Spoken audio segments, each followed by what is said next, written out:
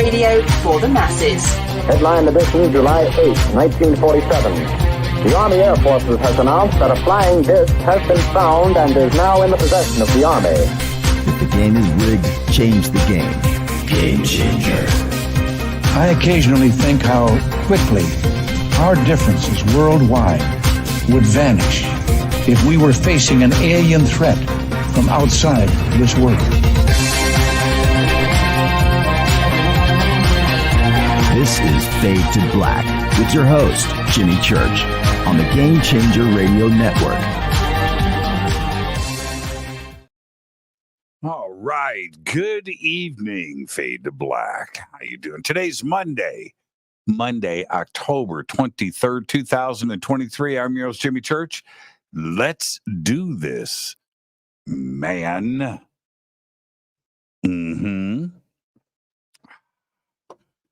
River Moon Coffee.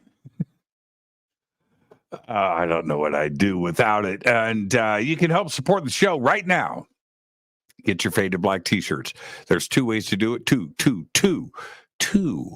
ways to do it. 2 t-shirts to get. The links are below. Everything includes shipping. Everything is autographed. Get your Fade to Black t-shirts below. And also, I want to remind everybody, we are just about 2 weeks out to Stairway to the Stars. Okay. And the links are below to get your tickets, get your hotel rooms in Las Vegas, Nevada, November 10th, 11th, and 12th. It's going to be an extraordinary weekend, the biggest event of the year. And it's in Vegas. So come and hang out with us. The links are below. Get your tickets now. And also in the links below, you will see the promo code for your Fade or Not Fade to Black discount. All right. Let's see. Oh, I wanted to mention, I have been going through, I really can't explain it. I have been going through a Neil Young binge. And today I was shopping.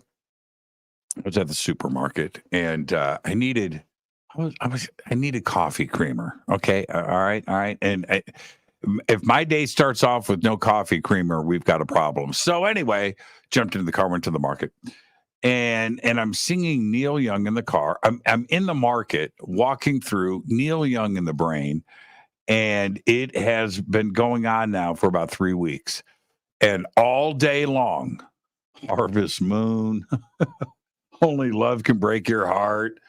Man, I can't explain it. So, and why am I bringing this up now? Because I just walked in the studio with my fresh cup of River Moon coffee, singing Harvest Moon. I can't get Neil Young out of my head. All right. So there you go. Little personal insight to my day today. Neil Young. I missed the boat on Neil Young. When I was a kid, Neil Young to me wasn't cool. Black Sabbath was cool, right? There were other things. Deep Purple was cool. Led Zeppelin was cool. Kiss was cool. Those, not Neil Young.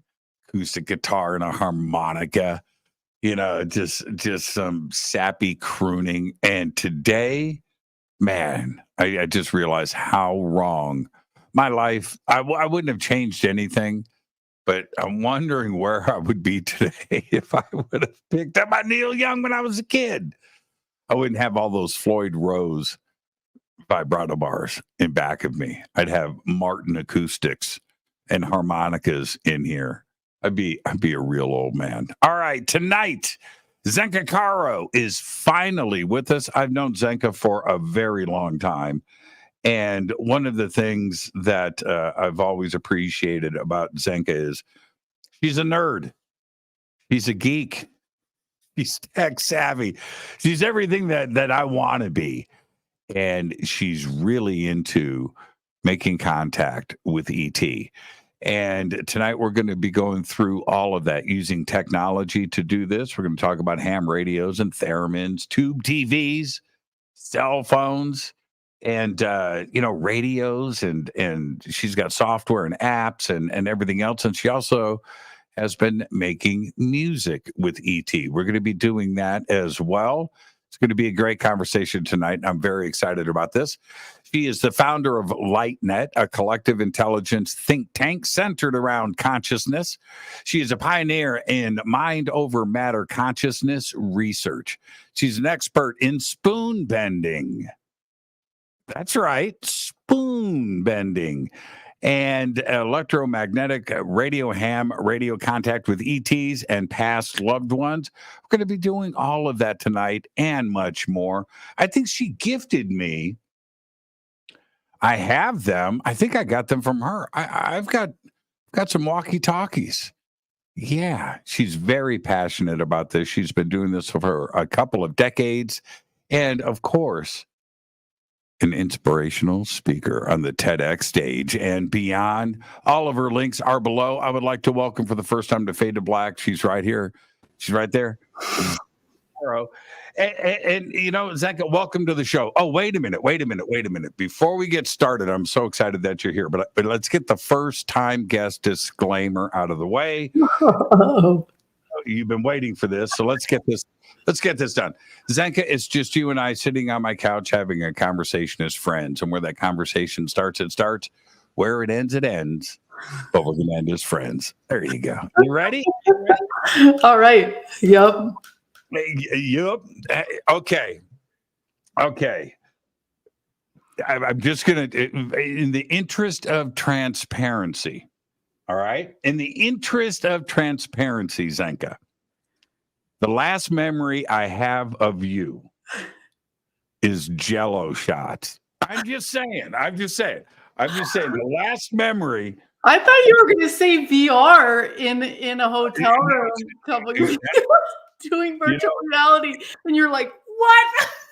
That was, you know what? That's right up there with one of the most amazing experiences I've ever had. That VR thing.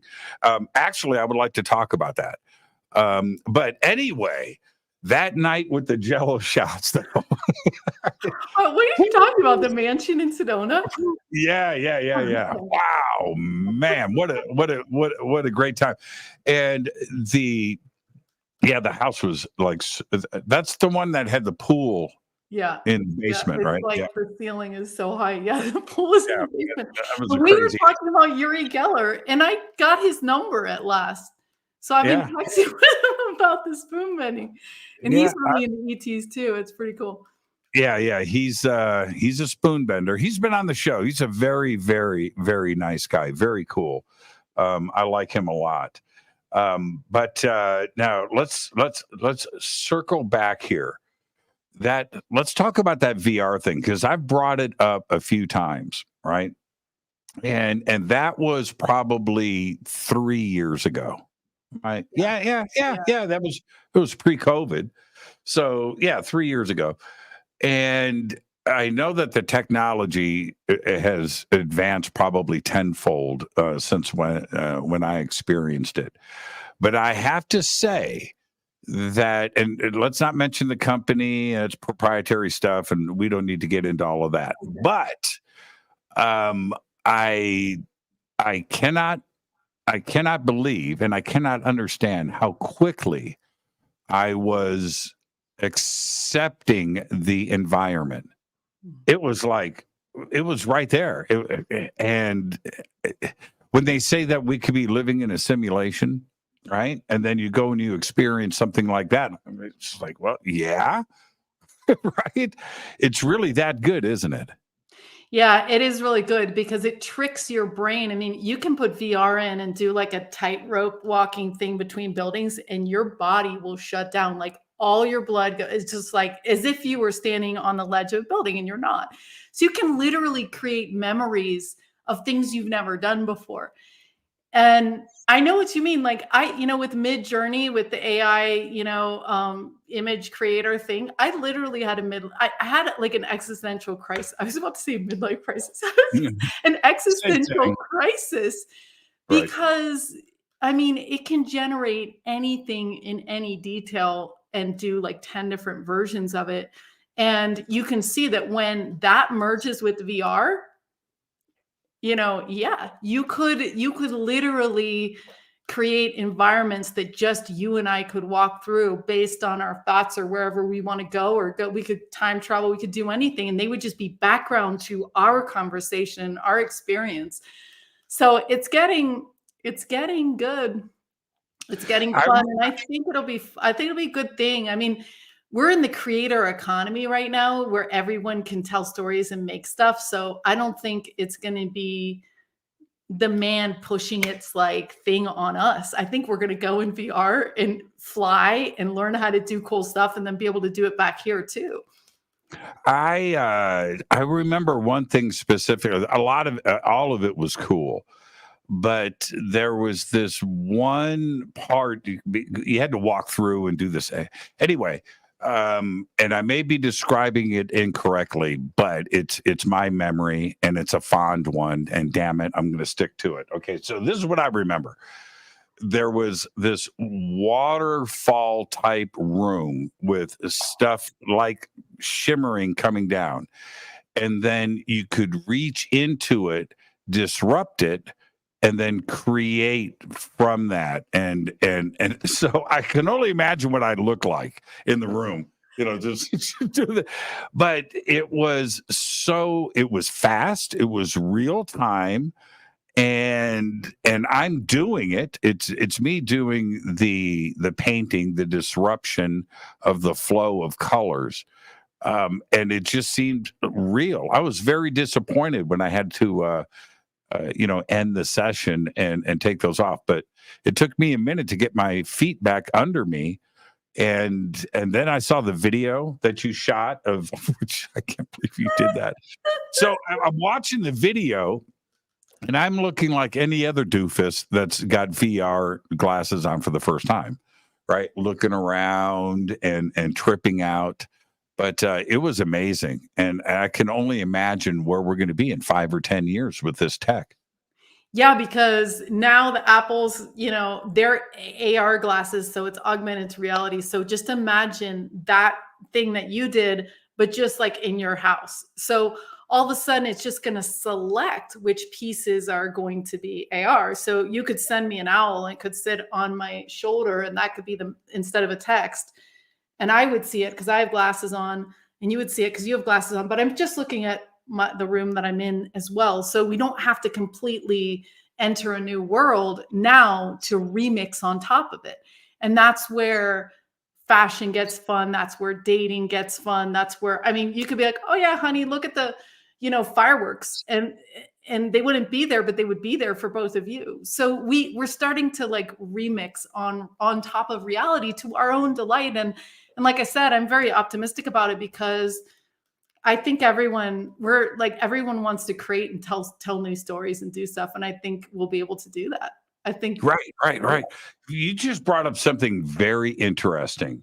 All right. If you want VR or augmented reality, any of this, right, to go to the next step, bring in dating, right? Bring in that aspect, right? And that pushes it forward. So then you would, I can't believe where this conversation just went. Let's get back to ET. But so you swipe right, and then it's somebody in ET shows up. Yeah. I'm, somebody in London. I'm in Los Angeles, and we go to a restaurant and have dinner together. Yeah. Right. It would. Yeah. It could literally lead to something like that, and then you could really test the waters. You wouldn't necessarily have to live in the same city. You could do this complete. Wow, I did a test like that called the Andy wormhole, and like we literally set up two like monitors, one in Argentina, and it was like you could look through, and you can definitely do a restaurant like that. So my cutout would be in your kitchen, and that's right. So and I could even be miniature if you wanted to set me on your desk, or I could just be life size and I could sit right in front of you. Right. That's crazy. Time and space is just like, and then imagine us being, meeting ETs or being with ETs, or imagine me showing up to you as an ET because I designed my avatar that way. So like self-expression is going to go through the roof, you know? Okay. So this is a great segue into ET, but it's the same subject. There has been a lot of conversation. I do want to talk where this research is going. But there's been a lot of conversation about a holographic universe, right? Us living in a simulation that is created by some advanced civilization out there, Or and violent. there's some little 10-year-old ET kid controlling you and I. We're just we're NPCs, right? We're just not, that's really when you experience the tech where it is today. That is the multiverse, and that is exactly where we're headed. And so it wouldn't be out of the realm of possibility that ET visiting us is just that. It's really ET, but it could be an augmented version of them, right? Yeah, I mean, we don't know anything about dimensionality yet. Like we're just figuring it out. And one of the thoughts that has crossed my mind is that I'm an NPC in your world.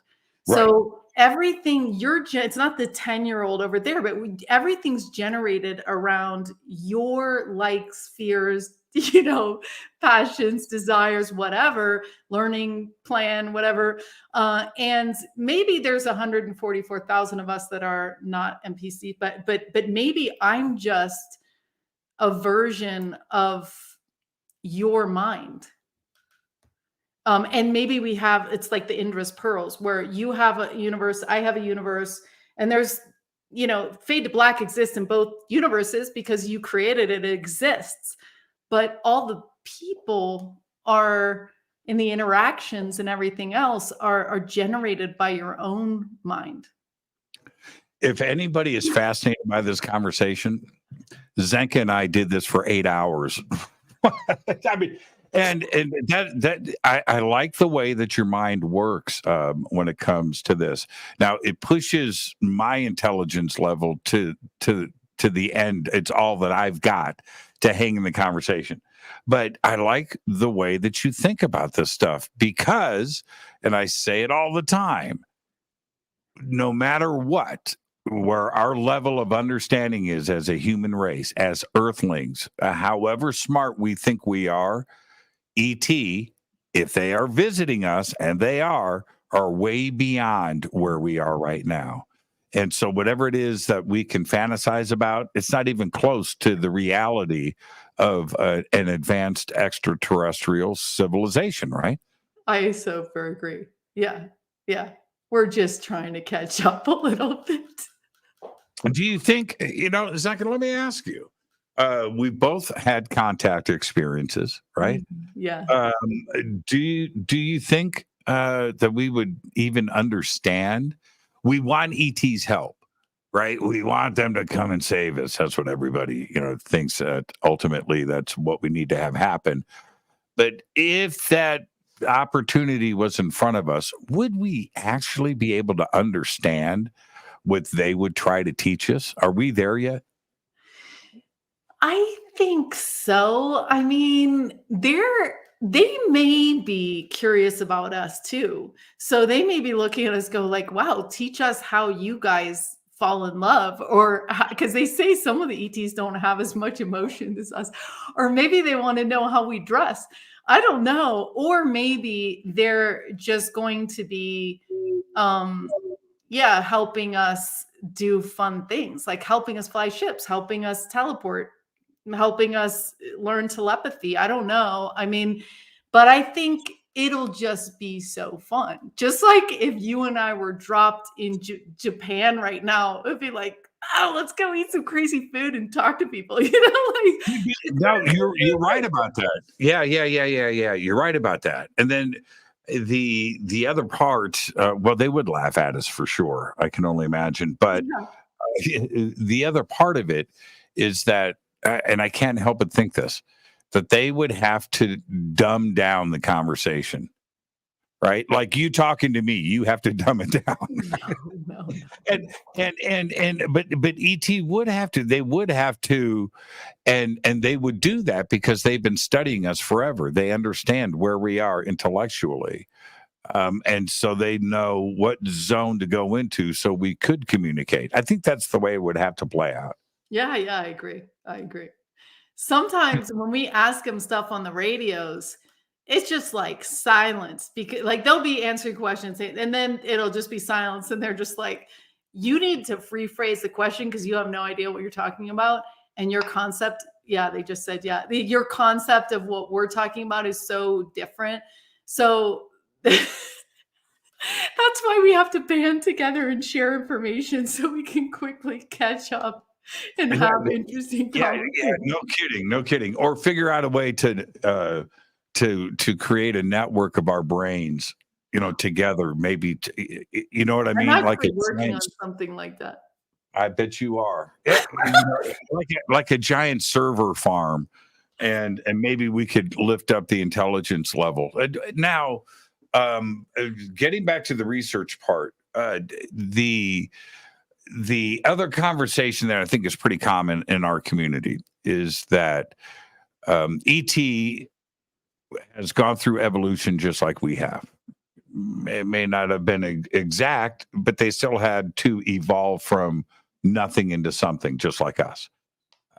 And which means they probably went through all of the stages, the basic stuff that we have, which would mean to me that they learned computers, right? They learned how to write code. They, invented electricity at one point, and then evolved through AI and figured out the good and the bad of AI. That would have to be the way that it's playing out. And their version of artificial intelligence could be representing them, because that's probably where we're going to be at some point. We're going to have an artificial intelligence bot flying a spaceship, right? It doesn't need food, doesn't need sleep. It's not going to get any diseases, and it could fly a ship for 1,000 years. And it is that probably what we're looking at here? Is that ET has mastered artificial intelligence? Yeah, I don't know. They said yes twice. I think that you're right in the sense that at least where our brains, your and my brains are right now, we don't have the wherewithal to crunch numbers and run a ship and do all that stuff.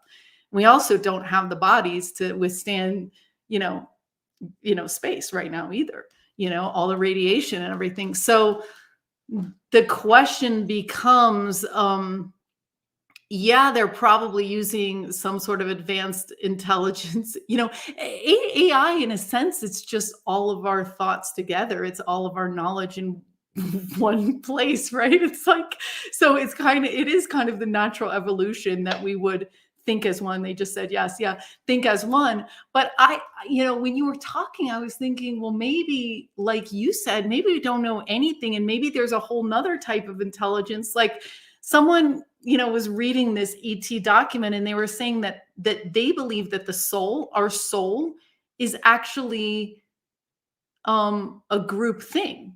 Like they don't even see a soul as like, I have a soul, you have a soul. They see it as like a field, like gravity. And I was like, what? Like, that's crazy. So yeah, all of our concepts of everything are going to be like highly stimulated when we get to talk to them. Well, yeah, so when we hear, I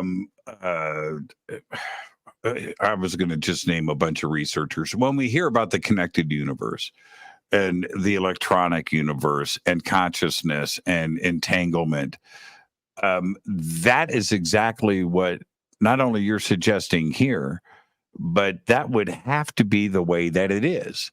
But we haven't figured it out yet. We think about it. Right? We can't measure, we can't see consciousness, but we know that it exists. We just haven't figured out the best way to use it yet. But ET has. Yeah. And I think, yeah, it's going to be a fun, yeah, it's going to be a fun exchange. But maybe there's stuff that they don't understand about us either. I don't know. Maybe they created us. Maybe we are them. I mean, this can, it's like it gets pretty. Like at some point, you just got to go. Let's just have fun, and Right. you can't like figure it out as much. Now, you and your geek friends, do you guys sit around and talk ET? I think of Elon Musk, one of his most liked and retweeted and quoted post in Twitter, now X, Twitter, was aliens, and he goes, so obviously it's on his mind. Do you guys all do the same thing? Do you guys sit around and talk about UFOs? Yeah, definitely. I mean, it's more interesting than what's on the news. But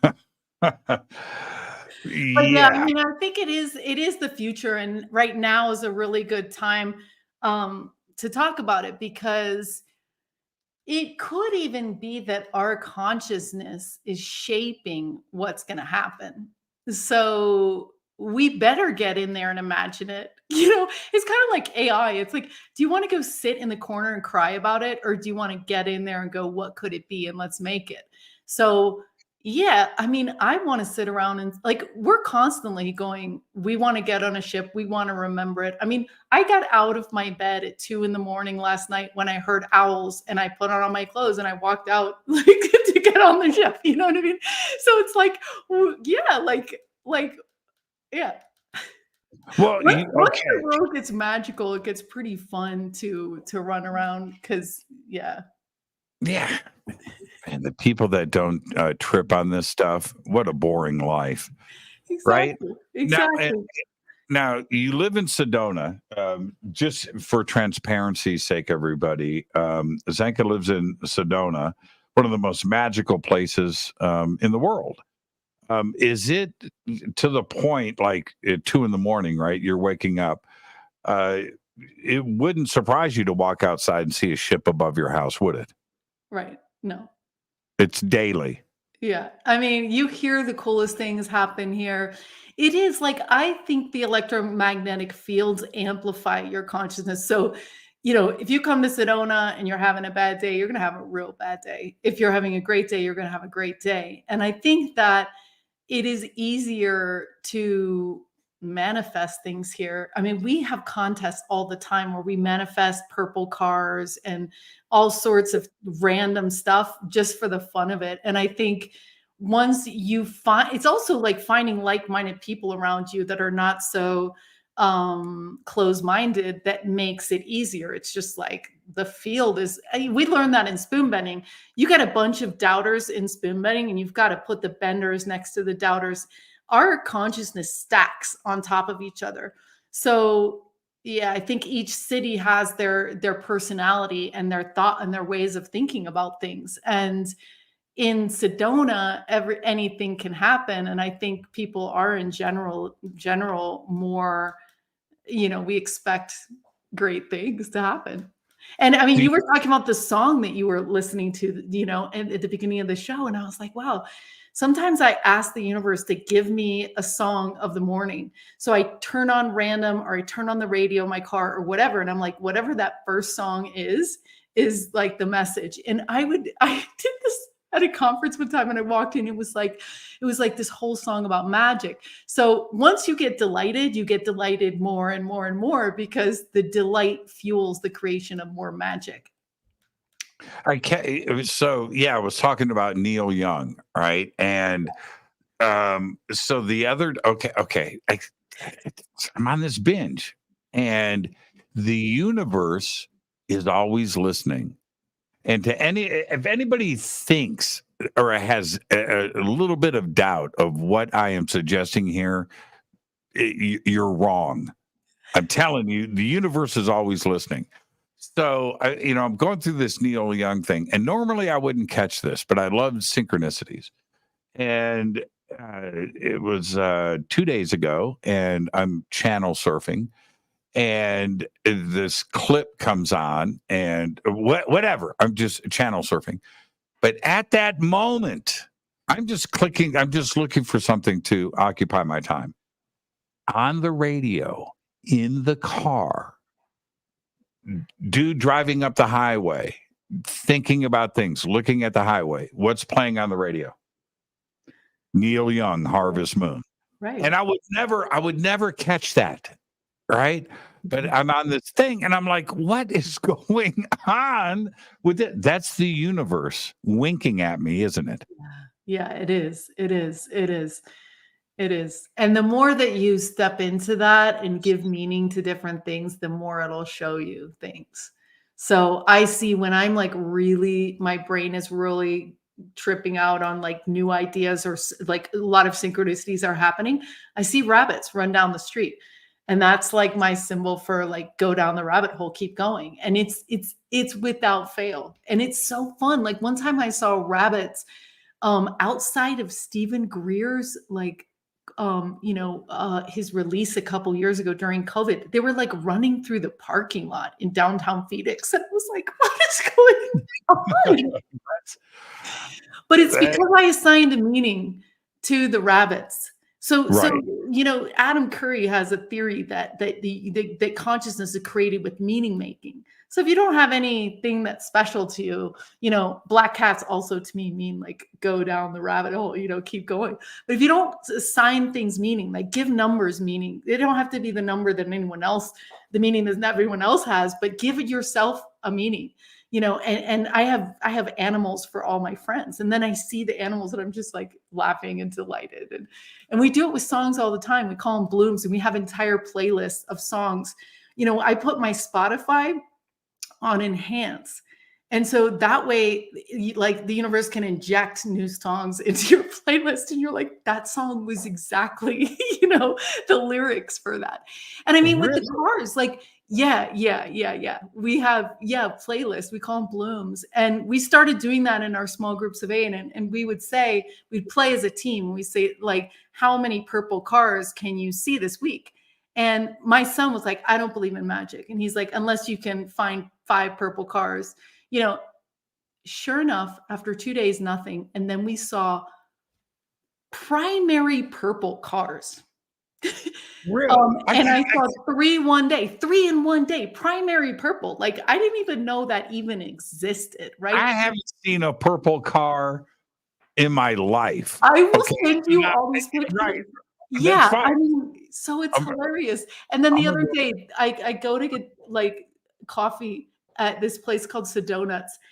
And finally he was like, I still don't believe in magic, Mom. Now make them gold, bright gold, like not regular. They have to be bright gold. I went into the parking lot. There was a bright gold car and the license plate said freedom. And I was like, and I didn't have my phone. So I had to convince the guy going into the donut shop to walk like halfway across the parking lot, take the picture, send it to me, and I have it. And it's just like, that is the universe saying like, master your delight and you like, we call it lucid living. It's like lucid dreaming, but in real life where the things that you really desire and want just spring forth, I mean, I couldn't believe it. It was just like powerful. Okay. All right. I'm gonna count purple cars over the next couple of days. Okay, yeah. I mean, it's, when I think of a purple car, I'm thinking of like a Dodge Challenger, but that's 1971. And those that came in that color purple in 1971, beautiful car, but they're $1 million each today, right? There's not that many out there. So what would I say? I have no idea. Now watch. I'm going to have 10. I'm going to have 10. Let me ask you this. Do you remember your first UFO sighting? Yeah, I do. What was it? It was actually at Mark Sims' harmonic convergence. Oh, out in Ojai? Well, actually, it was the night before, but it was during that event. So I was like, Mark, you're wait a minute. You mean you're saying that you lived your entire life without a UFO sighting until Mark Sims? I was not into this, Jimmy. I was No like way. you said, I was a geek. I didn't know who Buddha was. I didn't know what a chakra was.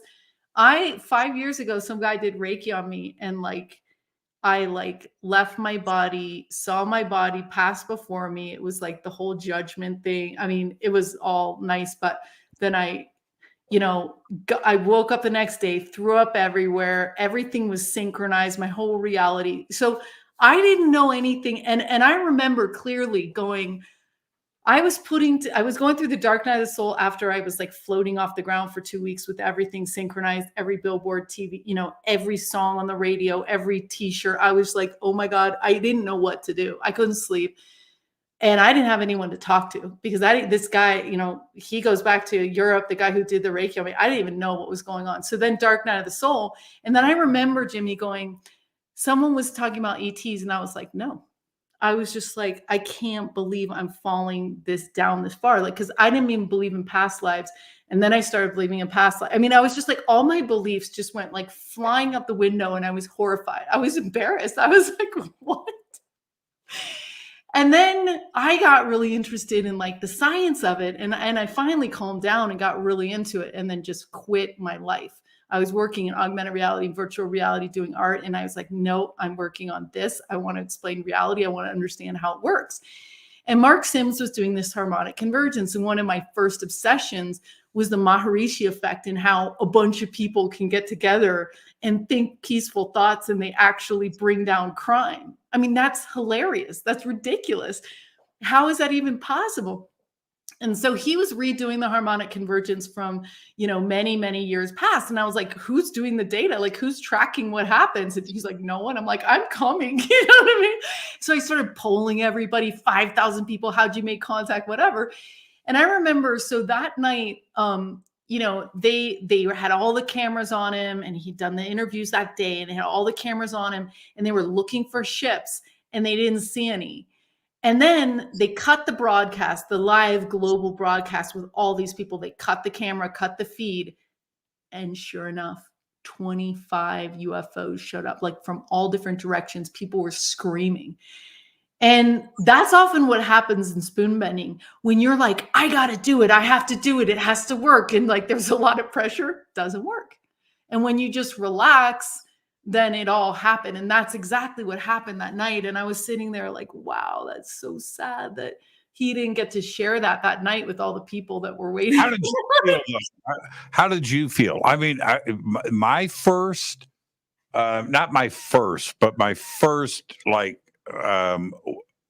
intentional, like with a group of people, and I saw some crazy stuff, and I happened to see like the stupidest crazy too, right? That was crazy. Anyway, I walked away from that going, oh, it's real. I always knew it was real, but then you had the paradigm shift, right? The life altering moment. Yeah. And so how did you feel that night? I was like amazed because the night before, Aaron and I both saw a ship and no one else had seen it in our group. And so I was sort of like, wow, that was pretty cool. And I felt really connected to him because he and I had both seen it. But that night when 20 people saw it all at the same time, I was like, we're not, just not making it up. Like we all just saw this crazy stuff. I mean, they were changing angles, like powering up, going down. I mean, it was some of the best, UFO like sightings I've ever seen. So I think, and I was just excited about it. And I was really mad that the world wasn't letting us ask questions about it. I was like, there's so much repressed curiosity about this. And the consciousness community wasn't even talking about it. Like it was the thing that they wanted to shove under the bed. Like they were talking about chakras, but they can, don't talk about ETs, so I just like, that just made me really want to like study it more and more and more. And just I remember that, I remember that night and I talked to a bunch of people that were there. A lot of my friends were there. And then I was introduced to some people for the first time that were there that you introduced me to. But I didn't know that was your first time. I'm learning this now. I did not know that. Yeah. Yeah, that was a crazy night. That was a crazy night. Listening to everybody talk about that evening. So, what happens next, though? Because your next moment of contact. Now, let's back up to this comment that you just made about intention and relaxation. Right when you're tense and the expectation, you're putting too much on it, right? And there's too Yeah. much butter on the bread, and sometimes you have to back off. I've always felt that for me, it's true. It's true because the pure CE5, right? The protocols, meditation, you got the music, you've got somebody, talking. Okay, breathe. Let's talk to our brother. That doesn't work for me. You know what works for me? Loud jokes, Van Halen, and pastrami sandwiches, and with a Dr. Pepper on top, and everybody in the right mood, having a good time. That's what works, and I think that goes back to your point. Well, and that's how we do spoon bending. We do it by throwing massive parties, loud music. I get like Hawaiian lays that we're passing around. We're like telling everyone to run around, because if you're too in your head, it's not going to happen. So yeah, it's like being relaxed and enjoy. And I think that that's, I love that you're saying all that, because when I first did, I was replicating, How to Bend Spoons Online by Jack Houck, but I was calling different schools to find out, can you help me do this? I've never done this before. They were horrified that I was going to do it running around and jumping and screaming. They were like, we do this meditating, you know what I mean? They were just like, oh man.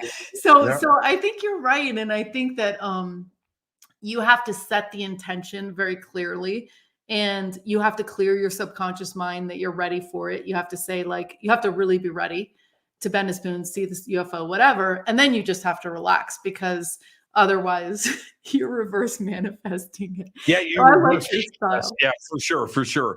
The same thing happened to me. I'm not going to say who it was, but one of the tippy top CE5 people out there. They're out there meditating. I'm not going to say who, what, when, where. I'm not going to go there, but this is how it goes down. They're out there doing their kumbaya, right? Right. They're out there doing their thing. Me, I don't know what's going on.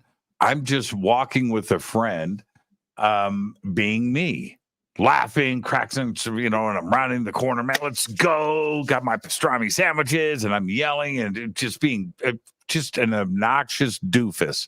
I'm being myself. This person comes running up to me, kind of freaked me out. We're meditating for our CE5. I'm like, what? You're what? No, what? Oh man. Talk about a buzzkill, right? And it was just absolutely hilarious. I was like, okay, man, I'll play along. I'll play this game. Yeah, I mean, you want to have, if you need, you do want to tie everyone in that group that you're with together. And so if it's if they're all just in that elated mood, then that's perfect. If they're all over the place, sometimes it helps to be like, all right, we're going to do a couple ohms or whatever it is to get everyone focused and on the same vibration and in the same wavelength. You know what I mean? But I think you're right. I think that, you take it too seriously. One of the people that was at that CE5 that I'm talking about is in the chat room right now. Oh, and he just goes, I know the where and when. I was there, and it was absolutely hilarious. I said, yeah, that's right. He was there. There were some cool people at that one that I was describing, like Nassim Harriman was there. There was some interesting cats. Yeah. What was fun? Yep. I remember the night. Now, okay. So how did you start to, this must have happened quickly. Now, I didn't realize, I thought that there was some more time involved here. How quickly, because you gifted me walkie-talkies. right? So, which I have, and I've tried to use them. I need you here at my house, and we can walk through it and do it. But and I remember you telling me, Jimmy, I'm going to tell you, and we never circle back. We never did that. Anyway, how long was it that you started to think about technology and incorporating some of the stuff that is right around with us with contacting ET? Well, I just got bolder and bolder and bolder. And it started with Jimmy Blanchett and Mark Sims and their radios. And so I was doing it too. And I just moved to Sedona and I would like sneak out of my house. My husband's like, what the hell are you doing?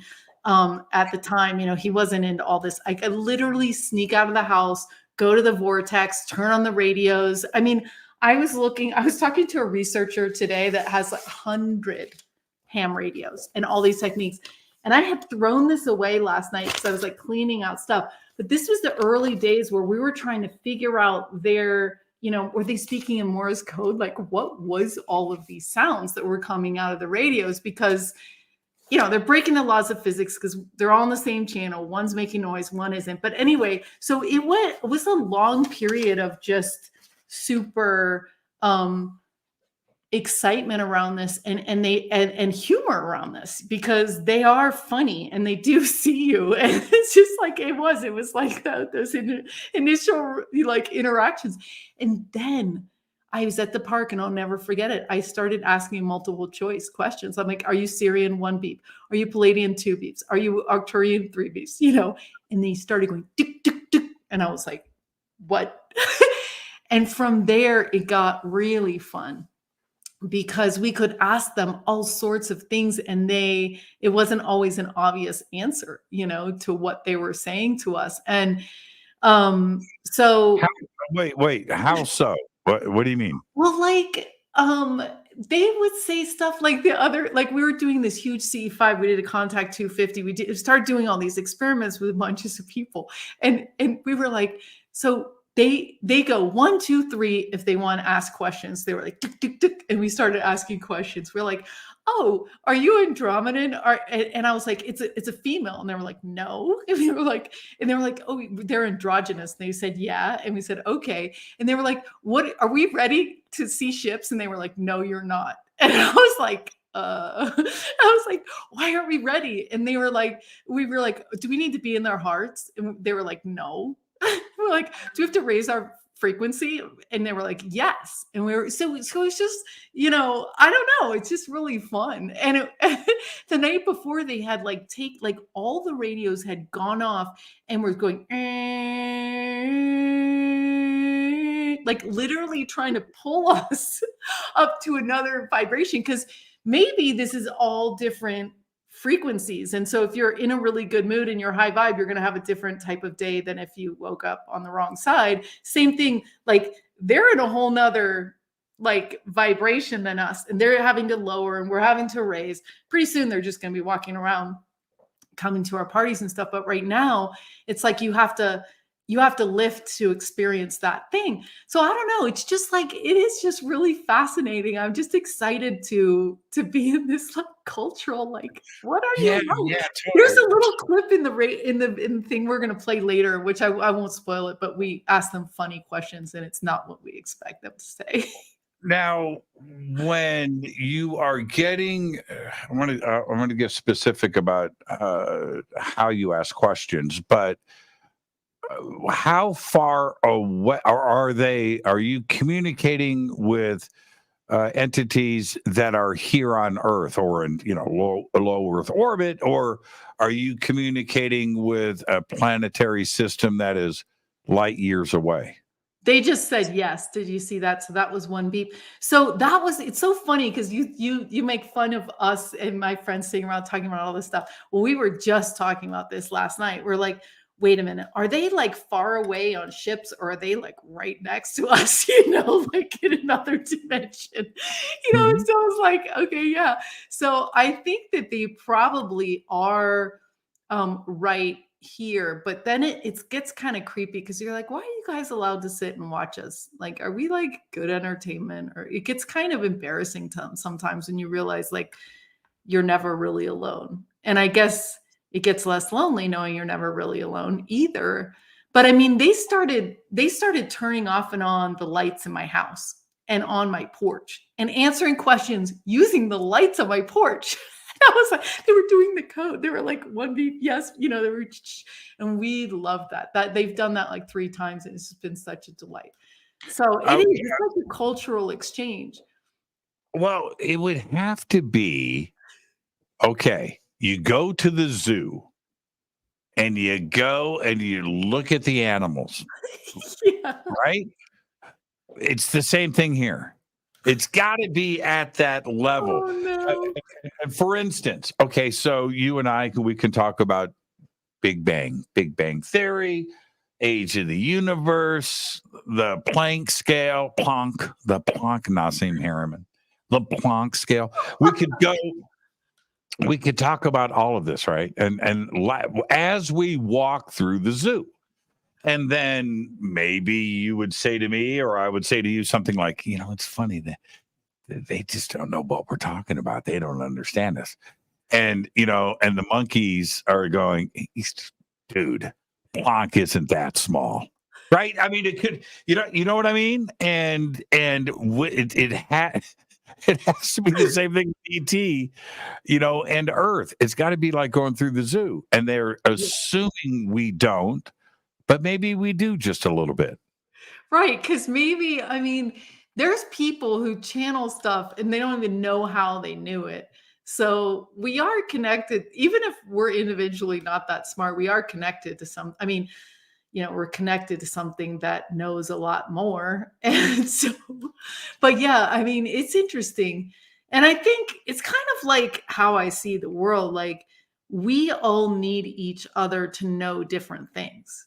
You can have someone that's book smart, but that's not going to help you when you're trying to figure out, how to, get out of an escape room or something like that. You need someone creative, or you need someone fun when you're trying to like recover from an illness, and you need Jimmy Church to make you laugh and to be bold. You know what I mean? So it's kind of like, that's what I hope, is that AI and humans and ETs can all enjoy each other's like, slice of the pie, so to speak. And when we want someone that can number crunch and be like an autistic, like super math dude, then the ETs will be like, yeah, I can figure out how you guys can share water and fly ships, no problem.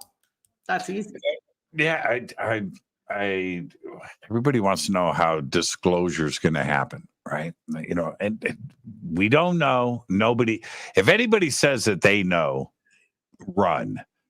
Because however it's going to happen, it's going to be the one way we're not expecting for sure, and that's okay. It's going to be a great day. But you know what? I think it's probably going to be pretty close. What? Mars attacks. Okay, so if you think about it, right? If you think not the massive invasion and flying saucers, but it's going to be like the taking over of the internet, right? And ETs on everybody's screen instead of Google, right? Your home screen is some ET face and talking to us because they get technology, right? And they would have to have been observing us and understanding us, our languages, what we find pleasing to look at, what scares us, because they don't want to scare us, right? So they've got to appear in a way that's not going to freak us out. That's right? true. Think Yeah, about that's that. true. Yeah, that's Yeah. true. And I think that right now there is some sort of permission portal going on, where that's why it's good to be very intentional. Like, I want you to speak through my radio. I want you to use my lights to talk. I want you to, or I don't want you to use them anymore, leave my house, or, you know what I mean? Like, I want to see a ship. I think to some extent, between dimensions, until they're actually here, they can't be just like breaking all the rules. So I think that that's some of the fun part, because these radios are a permission portal. It's like, I say yes because I turn this on. I want you to talk to me. Come here. And they got permission because I want to talk. They want to talk. It's just like talking to your dead grandma. It's like, if she wants to talk and you want to talk, it's all good. If only one person wants to talk, it doesn't happen. Doesn't happen. Kind of like right now. So check this out. I remember, okay, let's back up like 10, 11 years ago. And I remember Steve Murillo telling me we I think we're at a party or at my house having a party or something. We're goofing off with friends. And he tells the story about the first time somebody told him, and this is how it always works, right? So somebody tells him, "Yeah, man, you can talk to, UFOs with lasers, and you click the lasers," and he's like, "Bullshit. No, come on, let's go." So they go out in the desert, and he goes, "Okay, right there. That's a ship." "No, it's not." "Yes, it is. Watch this. Blip, blip, blip." And it goes, blip, blip, blip. And Steve goes, "I peed on myself." I couldn't believe it. And I'm listening to Steve. Now I'm listening to Steve tell me his story, and I'm calling BS. I'm like, no. You're stretching this one out. It's a good story, and you're sticking to it. All right. And then I go and do it. And I'm with somebody, and we've got our laser. He goes, "Okay, man, that one right there. Watch this. Blip, blip, blip." And that thing went blip, blip, blip. I couldn't believe my eyes. I'm like, "Man, give me that laser." Blip, blip, blip, blip. Now, that is not coincidence. Wow. When was the last time? I ask anybody listening to my voice, when was the last time you walked out in the backyard, looked up at a star, and went, "Oh, hello," and it just blinked at you? Like, never. It doesn't happen. And then you go dot dot, and it goes dot dot. That's not coincidence. And that's it. That's it. When was the last time you looked up at the sky when you were outside of this subject? Anybody. And you looked up and said, "Wow, okay." And then you watched that star just move from one point to another. When has that ever? No, it hasn't. It's not until I ask for it. Yeah. Right. And then you go out and the intention is there, and you look up, man, it's something. You look at that, and that sucker moves on you. That's the point. Wow. And until then, it's just words coming out of my mouth. You've got to go out and see it for yourself. Yeah, I that's so cool. And that's the thing, is because we can all do it. It used to be like, you needed $100,000 worth of equipment to do. Right now, it's like you just buy $25, $50 for two, or you buy a laser and just like, I actually am like, ooh, I want to try that tonight. So yeah. And Sedona's the place to do it. Okay, so I'm out, I'm doing all of these sky watches, and we're seeing all of these things. And all I could think about was that the same sky is above my house in Los Angeles. That's the same sky that's above New York City. It's the same sky above, pick a spot. It doesn't matter.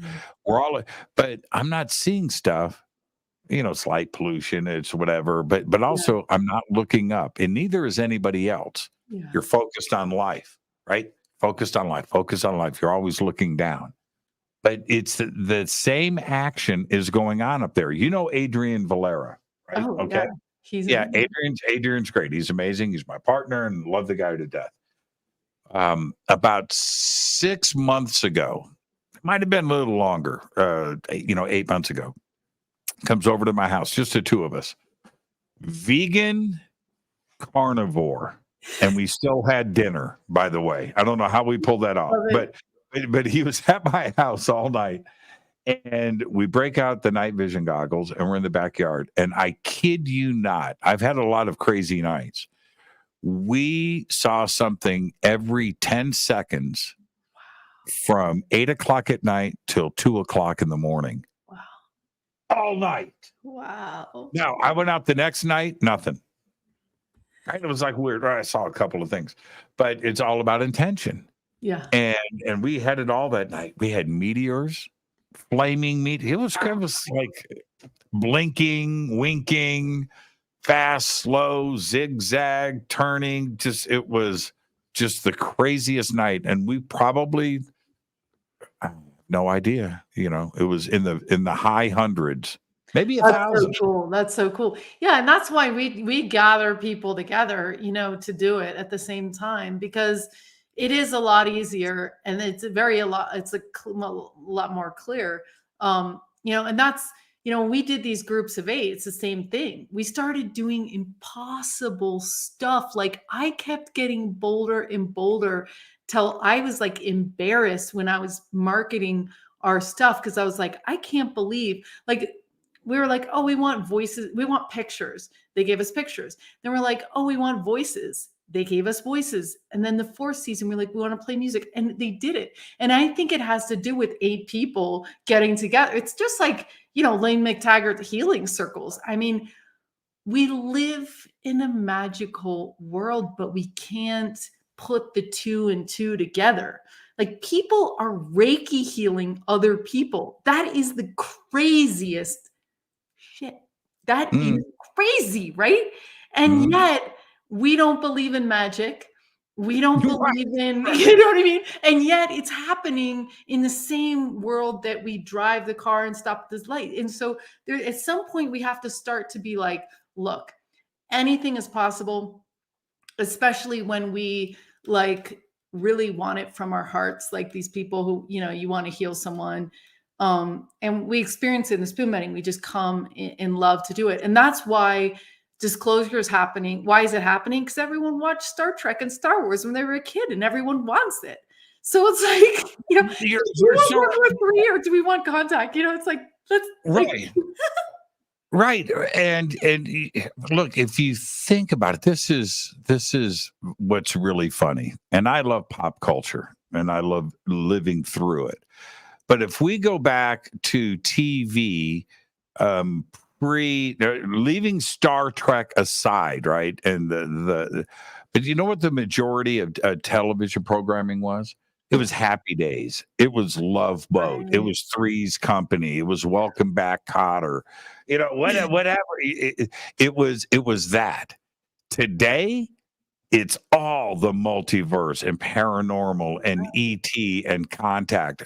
Are you watching there's a new series on Netflix right now called Bodies. Have you checked that out? Yeah, I've been watching the time travel one. Yeah, no, what's Bodies like? It's everything that we're talking about right now. Wow. Time travel but you're right about that.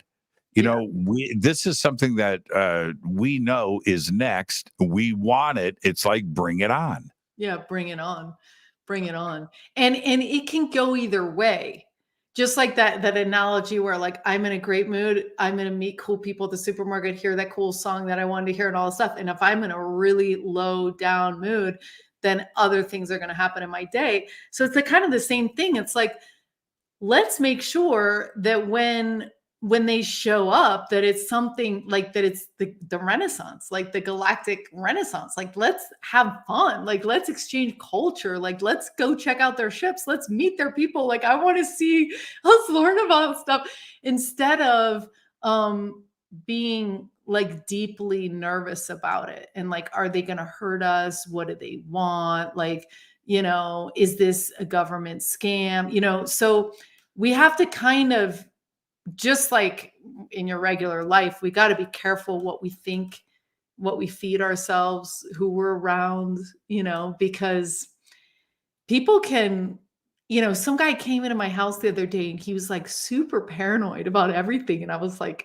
like, I didn't even want to think those things. And it's like, you can't help what you think, you know what I mean? It just like comes in there, you know what I mean? So it's like, you got to kind of be careful about what stuff you expose yourself into, and we as a culture, because if we're all day long looking at World War III on the TV and we see nothing else, then like the universe doesn't know the difference between love and fear. It's just strong emotion, and both are very potent. So that's why Dark Nights of the Soul happened. Mine was so horrible. I can't even talk about it, even to anyone. So it's like you are just, and it's dark because you're scared. You know what I mean? And so everything is playing out in front of you, and you're just like, oh my God. And then you realize that you created it all. And then you have to like go, oh, and you pick yourself off the floor and you go, okay, like you take responsibility and you move on.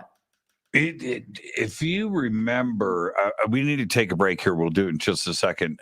In the movie, I think it's 1956, 1957. Crazy that it was that long ago. It was in color. Forbidden Planet.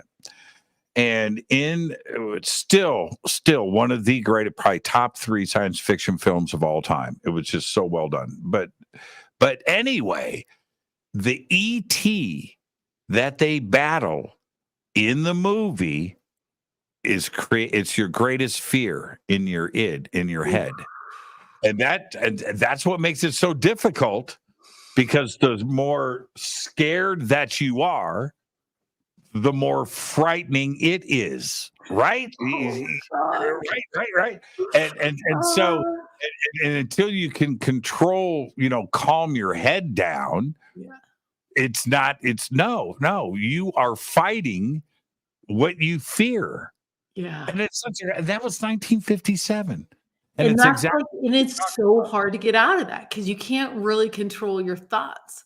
You just have to feed it something else, and you have to like calm your or you do theta healing or hypnosis. We do all sorts of stuff for people in spoon bending because they inherently think that they're going to be a witch, burn at the stake, or that they're like shouldn't be doing this, or like that they're going to get in trouble. So it's like no, erase that. But I mean, this is the task at hand. It's like we got handed the magic wand, and then it's like, okay, well, let's make sure that that we're envisioning what we actually want together. And I think that that's what you're saying. Like all these shows, cartoons, like even kids shows are all about dimensionality. And I think we went from having 5 TV stations to like hundreds. So I think we're fine. Like this is going to work out. It's going to work out really well because there's enough people telling stories that we don't have to listen to someone that's like paranoid all the time. They can't tell me. You're right. Yeah, no, we've got, if you think about it, YouTube and everything else, all the streaming, we've got millions of channels, millions. Yeah. So you're forced into, you're like puppies and kittens and butterflies, right? Well, I mean, so this happened in our radio team. So we had, so we asked for voices to come through. And when I was talking at Conscious Life Expo, in my talk, all the lights went out in the place I was talking. And then I was like, everyone go in your heart. What's your dream? Da, da, da. The radios talked. Like that was the first voice that came through. And we were like, oh my God. I get home. Carolyn, who's in my class, got her radio to talk. And she was so like blown away. She calls me. She's like, oh my God.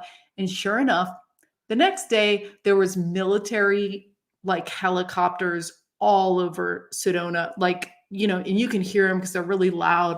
And she called me. She's like, oh my God, I'm so freaked out. And I was like, you know what? The universe, and this had happened to me a couple weeks prior. Someone had seen a huge UFO and then they saw a bunch of cops and they freaked out. And I was like, you know what? The universe doesn't know not to pair cops, CIA, men in black with UFOs, because that's what it's been paired with in the story, in a lot of movies and things and just in our mind. And so I was like, no, Carolyn, we have to literally just not feel emotion about it. I was like, whatever, you know what I mean? Like if they're going to come get me, they will. Cause like, whatever. I mean, it's like, but I'm like, it's not my movie. I don't want to live in a CIA movie. I don't want to be in that movie. And so I don't give it any energy. And because I don't give it any, like, I'm not triggered by it, the universe is like, oh, we don't have to do that again for her. And we're actively driving the story in another way by not engaged, not saying, I'm saying those two things don't go together anymore. UFOs and Men in Black don't go together anymore. Let's just have UFOs and like, UFOs with them, or like parties, or like, why is your face blue? Like, what does it feel like to touch you? Like, let's take it in another direction. And the more of us that do that, the more the universe will understand what to show, what to bring to the table. Yeah, you unmanifest it. Yes. You What? unmanifest the manifest. Yeah. Let's take our break right here. We've got lots to talk about tonight. Our guest finally on the show, Zenka Caro, is with us. So all of the conversations that her and I have had in the past, we're doing them for you live tonight. Stay with us. We'll be right back after this short break. This is Jimmy Church of Fade to Black. Please visit all of our sponsors. We're taking a quick break here. All of the links are below. We'll be right back. Join us November 10th, 11th, and 12th, 2023, live at the Luxor Hotel and Casino on the Las Vegas Strip, as Disclosure Fest Foundation and Fade to Black Radio presents Stairway to the Stars, a Human Origins Science and Technology Expo. With live talks, lectures, and workshops by world-acclaimed researchers and authors, featuring topics like human origins, ancient technologies, indigenous teachings, workshops, a mass meditation, yoga and sound healing, music, and so much more. This is Jimmy Church, by the way, and I'll be your host all weekend long. Don't miss our intimate sky watch and meteor shower over the infamous Area 51 airspace in Rachel, Nevada, with special surprise celebrity hosts guiding us through the night. This event will sell out. For more information and tickets, please visit disclosurefest.org.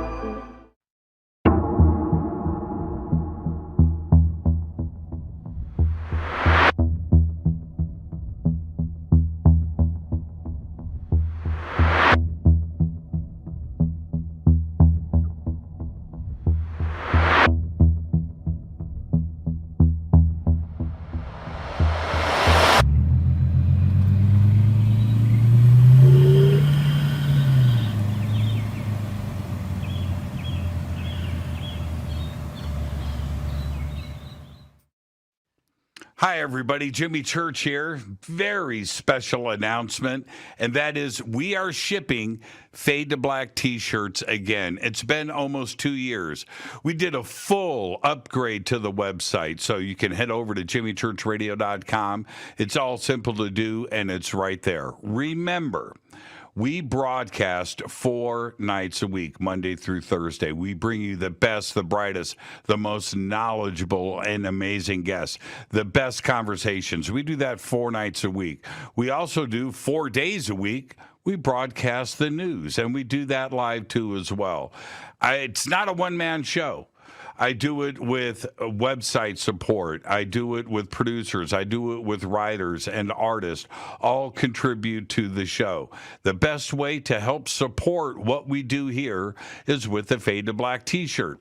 And you can get your Fade to Black t-shirt one of 2 ways. First, go to jimmychurchradio.com, order a shirt. It's really that simple. You're going to get a tracking number, it's going to get shipped, and it's going to get autographed. The second way to get a shirt is with a Game Changer membership. Now, the Game Changer membership not only includes a free t-shirt, but you get a private email to me. You get unlimited commercial-free downloads. You have full access to the website, and everything includes free shipping, and everything is autographed. So help support the show. Get your Fade to Black t-shirt today. The links are below. You can just go to jimmychurchradio.com, and it's right on the website. So there you go. I'm Jimmy Church, Fade to Black. I'm so excited that I just have one thing to say. Go Backley Tappy. This is Robert Clotworthy, the narrator of your favorite television show, Ancient Aliens. And I want to remind everyone that November 10th, 11th, and 12th at the Luxor Hotel in Las Vegas, Nevada, Disclosure Fest is happening. Yes, Stairway to the Stars. And guess what? I'm going to be part of an Ancient Aliens panel. I will be sharing the stage with the biggest stars of Ancient Aliens: Nick Pope, David Childress, Jason Martell, William Henry, all hosted by Jimmy Church. Is it possible that this will be the most amazing convention ever? Could it be that if you don't get your tickets, you'll regret it? ancient astronaut theorists say yes. See you in Vegas. River Moon Coffee, makers of the Fade to Black blend. Truly the best coffee on planet Earth. Just visit rivermoonwellness.com or their Amazon store. It's all simple to do. You can check out the Fade to Black blend, the Game Changer blend, or any of their Black Moon Wellness products. It's the only coffee I drink. It is the best, and it's Doc. Again, rivermoonwellness.com. All right. Welcome back, Fade to Black. I am your host, Jimmy Church.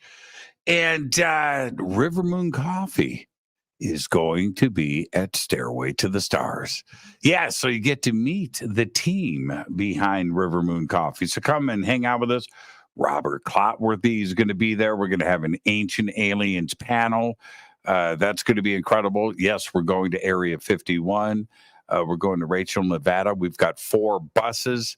Almost sold out. So you want to go and get your tickets for that too as well. We're taking 4 buses to Rachel, Nevada. We've got large screen TVs. We're going to be doing a Skywatch and everything else. When was the last time you had an opportunity to do something like that? Stairway to the Stars. It's going to be absolutely incredible. So come and hang out with us. The links for everything are below, and also get your River Moon Coffee. Our guest tonight, Zenka Caro. She's with us, and getting right back to it, Zenka, check this out. Bam. Nice. Cool. Okay, so let's talk about some of the technology. Now, we've been talking about the radios. These were gifted to me from Zenka and Mark Sims, and you've got one sitting right there. I've got 12 in front of me and one here. Yeah, this was the one that seemed to be talking before, but yeah. Yeah, that's so cool. Okay. So let's talk about some of the technology, and let's start with this. Now, this is hang on. Something in my throat just came out of nowhere. That's when you need River Moon Coffee. So I can tell you, like, if you turn these on and Channel mode, and you frequency mode. You go to frequency mode. Sorry, that was so loud. Yes. I was like, whoa. So you just hit that orange button on front until you get to frequency mode. And then you're going to type in 144 101. Do you get that? Yeah. Okay. That was also my next question. And then hit the AB thing and do the same thing. 144101. So you hit the orange button until you get frequency mode, and then you put 144.101, and then you go AB, and then you do the same thing. So what happens is when you have 2 radios, you can observe the phenomenon of them just talking on one. Now see, oh my God. Yeah. So I won't even do that, but okay. Yeah. So this right here is a theremin.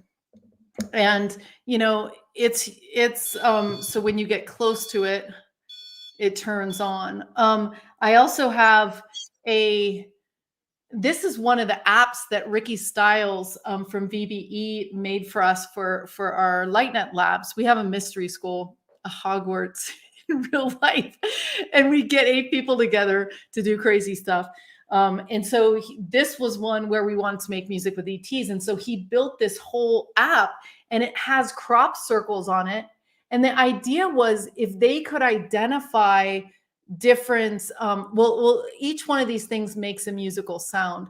And we were like, wow, if they could communicate with us almost like in sentences, like each symbol having a meaning to us, that would be really cool. And sure enough, the first time we turned it on, they went right. There's one little person icon right there, and they went right to it. It was amazing. We're like, oh my God.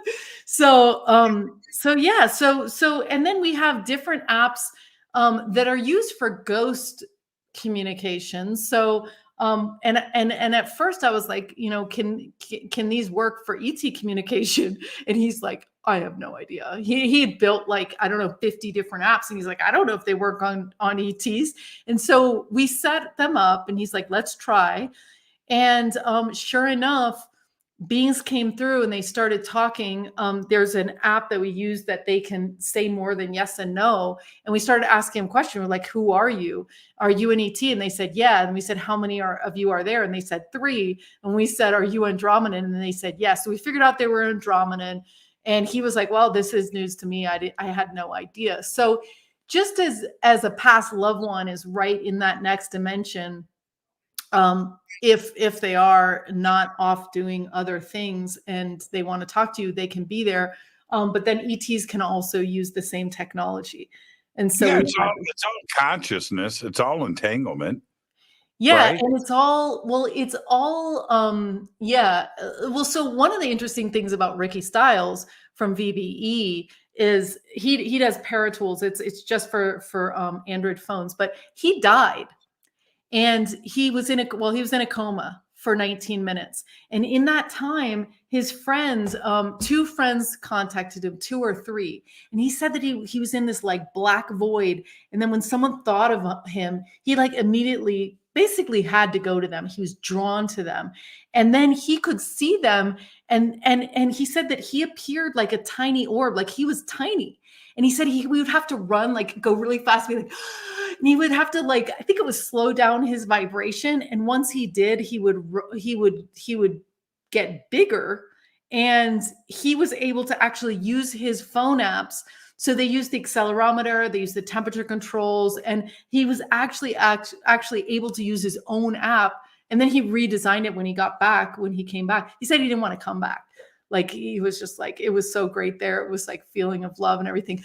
But so he said, and the other things he said is like, you could see the human heart, like you could see the circulatory system and you could see electricity, but you couldn't see like objects, like I think he said plastic objects he couldn't see. So that's probably why a lot of people light candles when they want to talk to dead people, because dead people can see those. They can see that light. It's easier to see some things over another.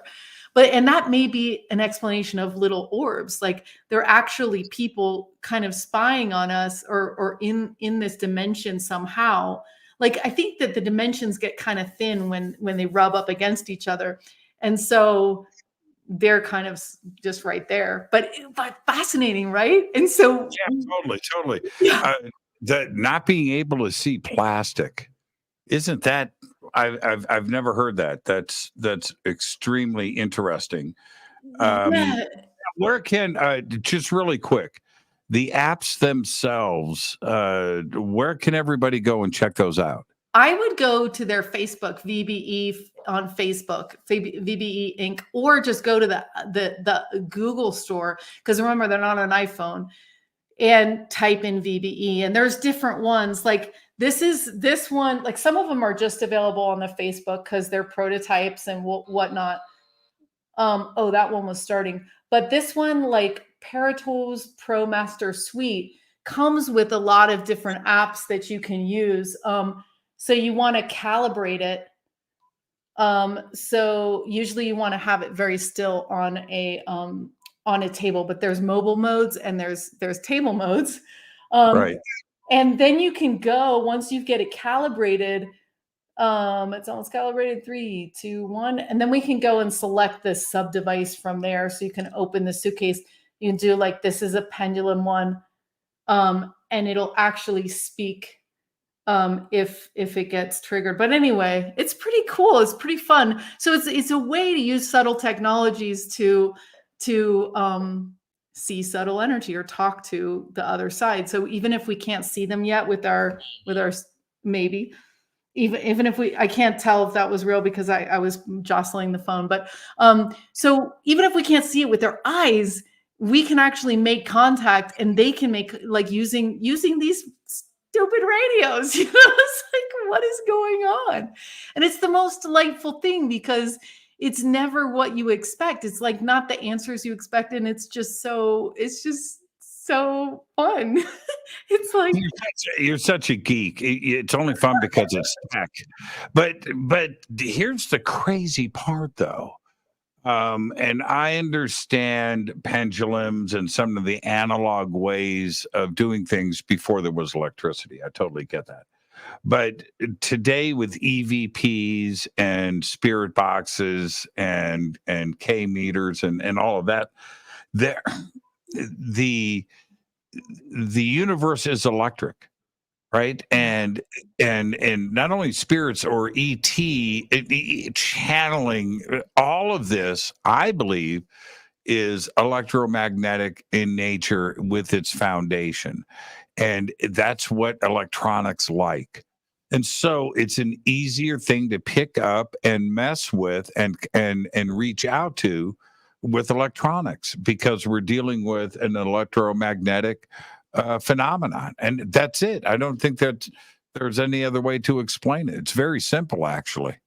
yeah, and now you carry it in, $1,000 computer in your pocket. So it's like, for the first time, it's available to us because the US government can pay a lot of people to do a lot of research, but they also don't have that much time and that many people. We're way more than them. You so just we cut might off. as well- Okay, repeat that. Yeah, the last 10 seconds. Oh, that's cool that the light. You froze. You froze. See, that was ET. Yeah, I That know. was ET. Yeah. I love it. Oh, yeah. They just said no. So this thing just said no. Really? They didn't want to take responsibility for cutting off the audio. They were like, "Don't blame it on us, man." It's just too funny. But It's just too funny. but yeah, I mean, this is definitely easy for them. Rephrase, they said just now. Okay, I believe you. Rephrase. But see, that's something else that I have been talking about a lot. We don't have the words in our vocabulary to explain the phenomenon. We don't. Yeah. We want to use angels, demons, spirits, and interdimensional. We're using words that sound good, right? And we kind of understand each other when we're talking about it. But I don't think it's the phenomenon itself. We don't have the right words yet because we don't understand it. I super agree. Like Yeah. ET just said, rephrase. Dude, we don't have the words. Right. What do you mean rephrase? I'm doing the best that I can. Yeah. It is. It's true. And then Now- we got to take a stab at it. But yeah. Now, I've got a lot of guitars behind me. And obviously, I'm into music and I play, and I've got my friends, and I've been in bands and all of that stuff, produced records.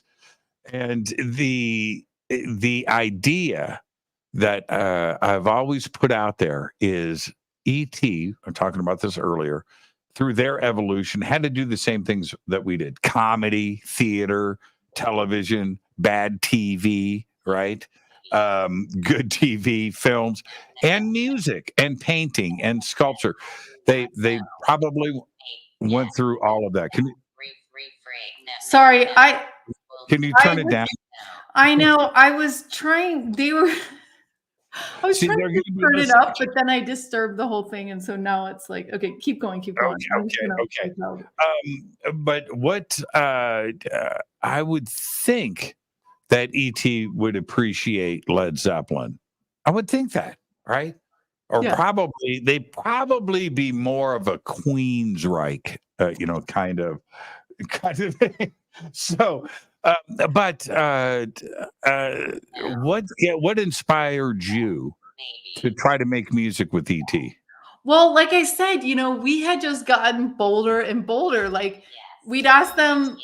Hold on, let me just turn this off. 'Cause I keep touching it, and so it's going crazy. Okay, so I had, we'd ask for yes or no, and we got it in the first season. So we're 8 weeks in with 8 people.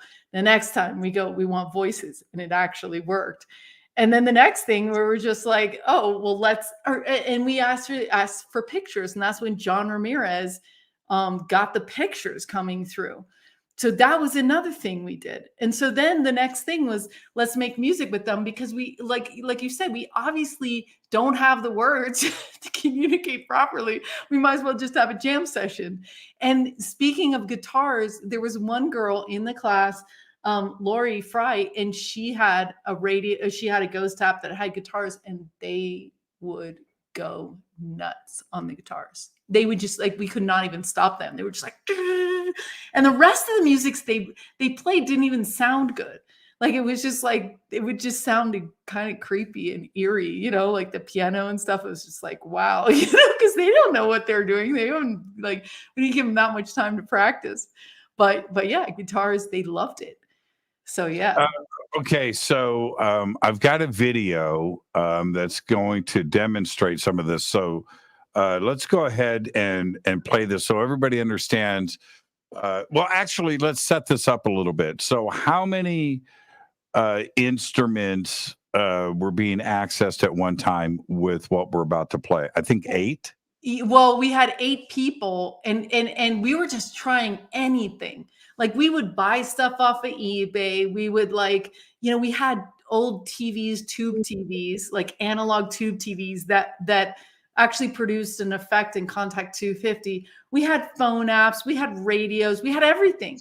And so we were just throwing everything in. So you'll hear that, and over the course of the 8 weeks, they played different things. But this is how we would do it. Like, we were mortified because at first it didn't work. And here I am going like, well, have like 8 people here for 8 weeks. They paid good money for this lab and nothing is happening. And what have you done? And this is, embarrassing.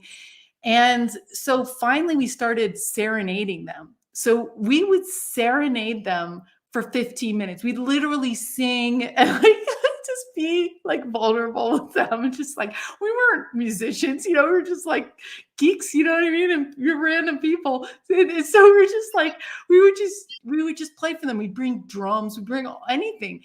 And then we would just be silent for 15 minutes. And pretty soon they started to play back to us. And it was just hilarious. And then we made music videos, like people in the class, Coffee, she like cut a music video with all the clips. And so we had a great time.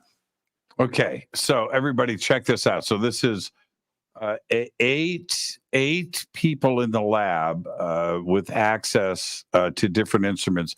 The video, or different, I should say, reception devices with access to musical instruments and tones, and accessed through the universe. So here we go. Check this out.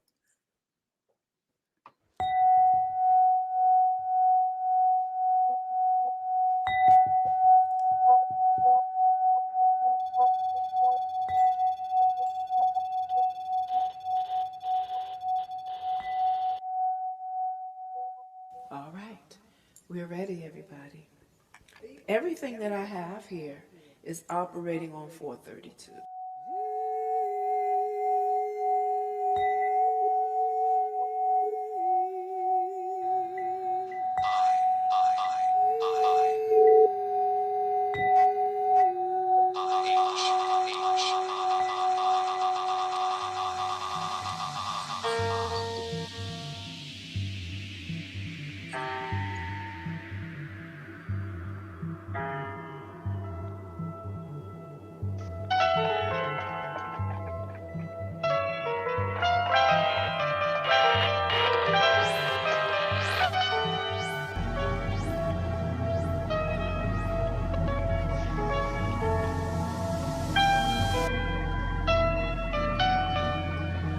So Ricky, what do you think Adventure, safety, mirror.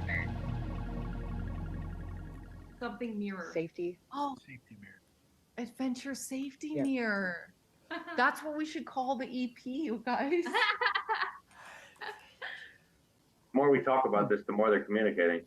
Launch, Typically. useful, Yeah. residential, colleague, extension, distribute. Ollie, extension, distribute. Extension, distribute with you guys. Ollie. Yeah, they are like rocking out over here. But if you can hear that,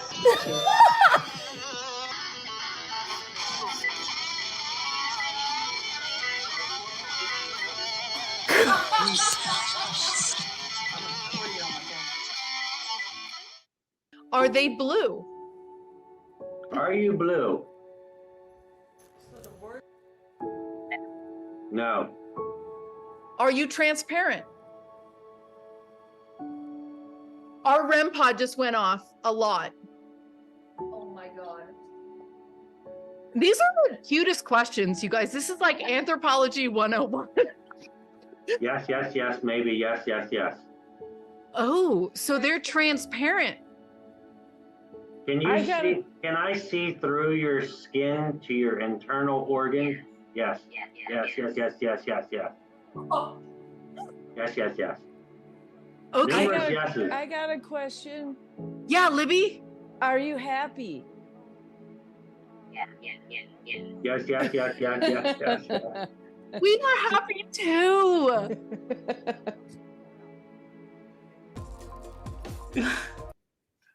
So cool, right? So cool. Now that sounds okay. Look, that sounds like any garage band that got together for the first time in high school, right? You've got to, you've got to learn. You've got to practice. Have you guys done more of this? Yeah, well, so we just ended the class and then we remixed stuff. But I know with the radios that it takes them a second to figure out how to use them. And so I think that that's the case with this stuff. And I think it's just a matter, I should probably just leave one of these phones on and just let him play with it for a while. So yeah, I think, and you're making me remember garage bands. Like, wasn't that a great time in musical history where people were like, I don't care that I don't know how to play. I just gonna do it because it feels good and because it's fun, and that was such a great, raw, fun time where you didn't have to be a professional to make music. You just had to have, they say in Spanish, ganas. You had to have like a desire to do it, Yeah, like they say, dance like nobody's watching. And and I think of my mom. I don't know if she's listening right now, but she had the patience of a saint.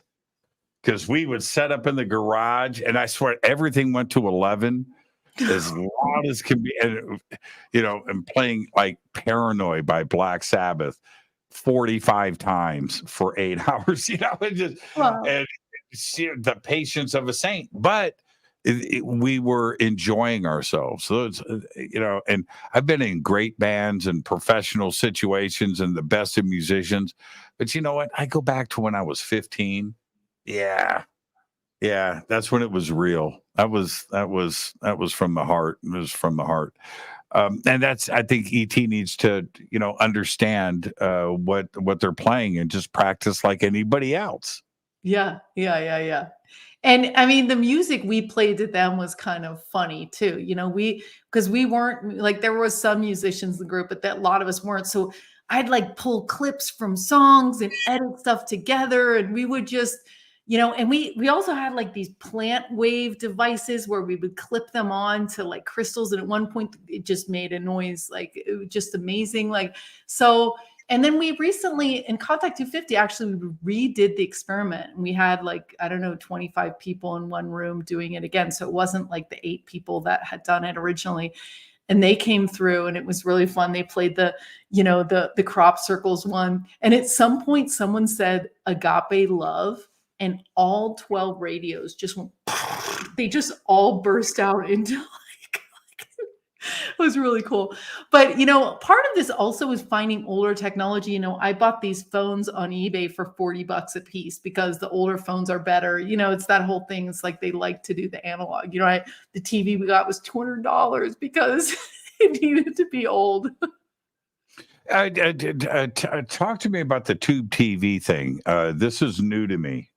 Yeah, so they can actually use the white noise to interject. It's like a substrate where they can actually manipulate it. So the first time we've ever had it working and was at Contact 250, and it was like when Altair was talking, it would come through. So I don't know if it was something with his microphone or not, but Coffee, who knows how to like egg me on, she's like, Zenka, your next radio lab is going to be about getting images through the TVs. And I was like, oh God, there goes my nerves again, but it's going to be fun. So we're going to try it. And yeah, you need an older one. I don't know why it's easier for them to access that way, but you can actually.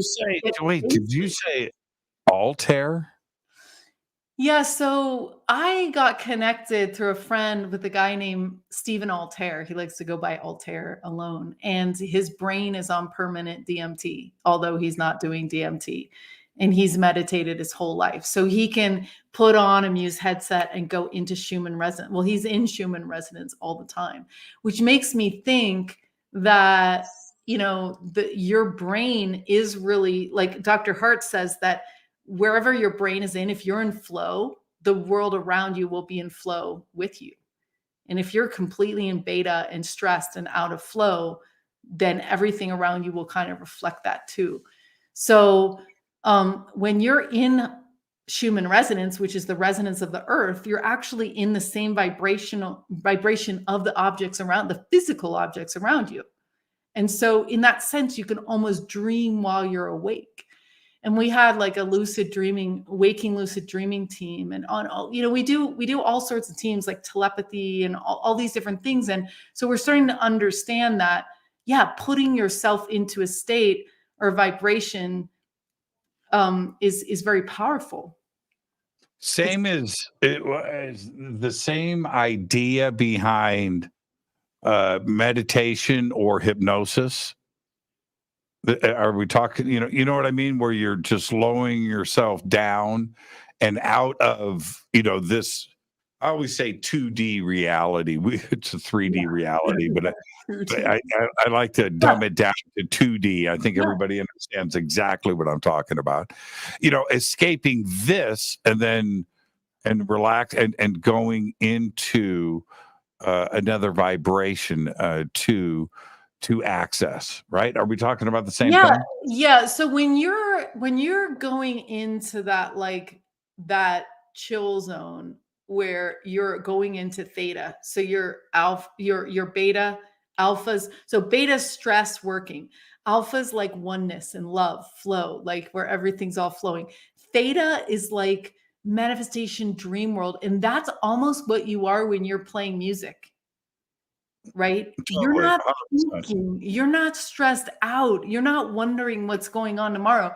You're just in the moment, and so that is a very powerful state to be in when you're bending spoons or creating reality or having a vision of what you want. And so but I think to some level, at this point, before the ETs get here, we have to try to match a frequency that they can also be on the same one as us, and then you just get the result, right? Well, we've always had that ability, before distractions, right? Before television, before modern life and everything that has got us thrown off. I think that we did understand how to tap into that, and that was a way of life, right? And that we accepted it, but we've got amnesia, right? And once we let distractions get in the way, probably, I'm just going to say it, probably the turning point was the printing press and printing the Bible, right? So let's just really throw a distraction into everything. And that was the beginning of mass media, right? And the distribution of ideas. And then we didn't need our brain anymore. And today, well, I love the cell phone. I do. I don't use it for everything that I could use it for, but certainly it's a distraction. And so is everything else. And so we've relaxed using our brain. Yeah, I mean, I think that's right. The printing press and all that stuff was helpful in transmitting wisdom from one person to the other, just like your show is today. Like, so we need that. But you're right. The thing about manifestation is also focus. So if you can't focus, that's why some people that just picked one career at the beginning and then just stuck with it reaped a lot of benefits, because the universe will give you what your heart's desire, not just what you think your heart's desire, especially if you stick with it. Like, your show has grown and grown and grown and grown, and now you're doing, this thing in Vegas without, you know what I mean? So it's like because the universe is clear, your heart is clear what you're doing, the universe is clear what you want, and it's good for everyone that you do this. And so it comes and everything falls into place, and it keeps going and keeps growing and keeps growing.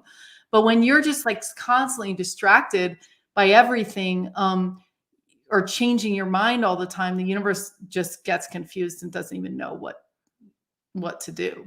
And so, yeah, I think that believing, and also you believe more and more as your career grew and grew more and more. You're like, oh yeah, this is awesome, it's working, and you got all that positive reinforcement. It's the same thing with music and bending spoons and all that stuff. Like, at first you're just like, this is impossible.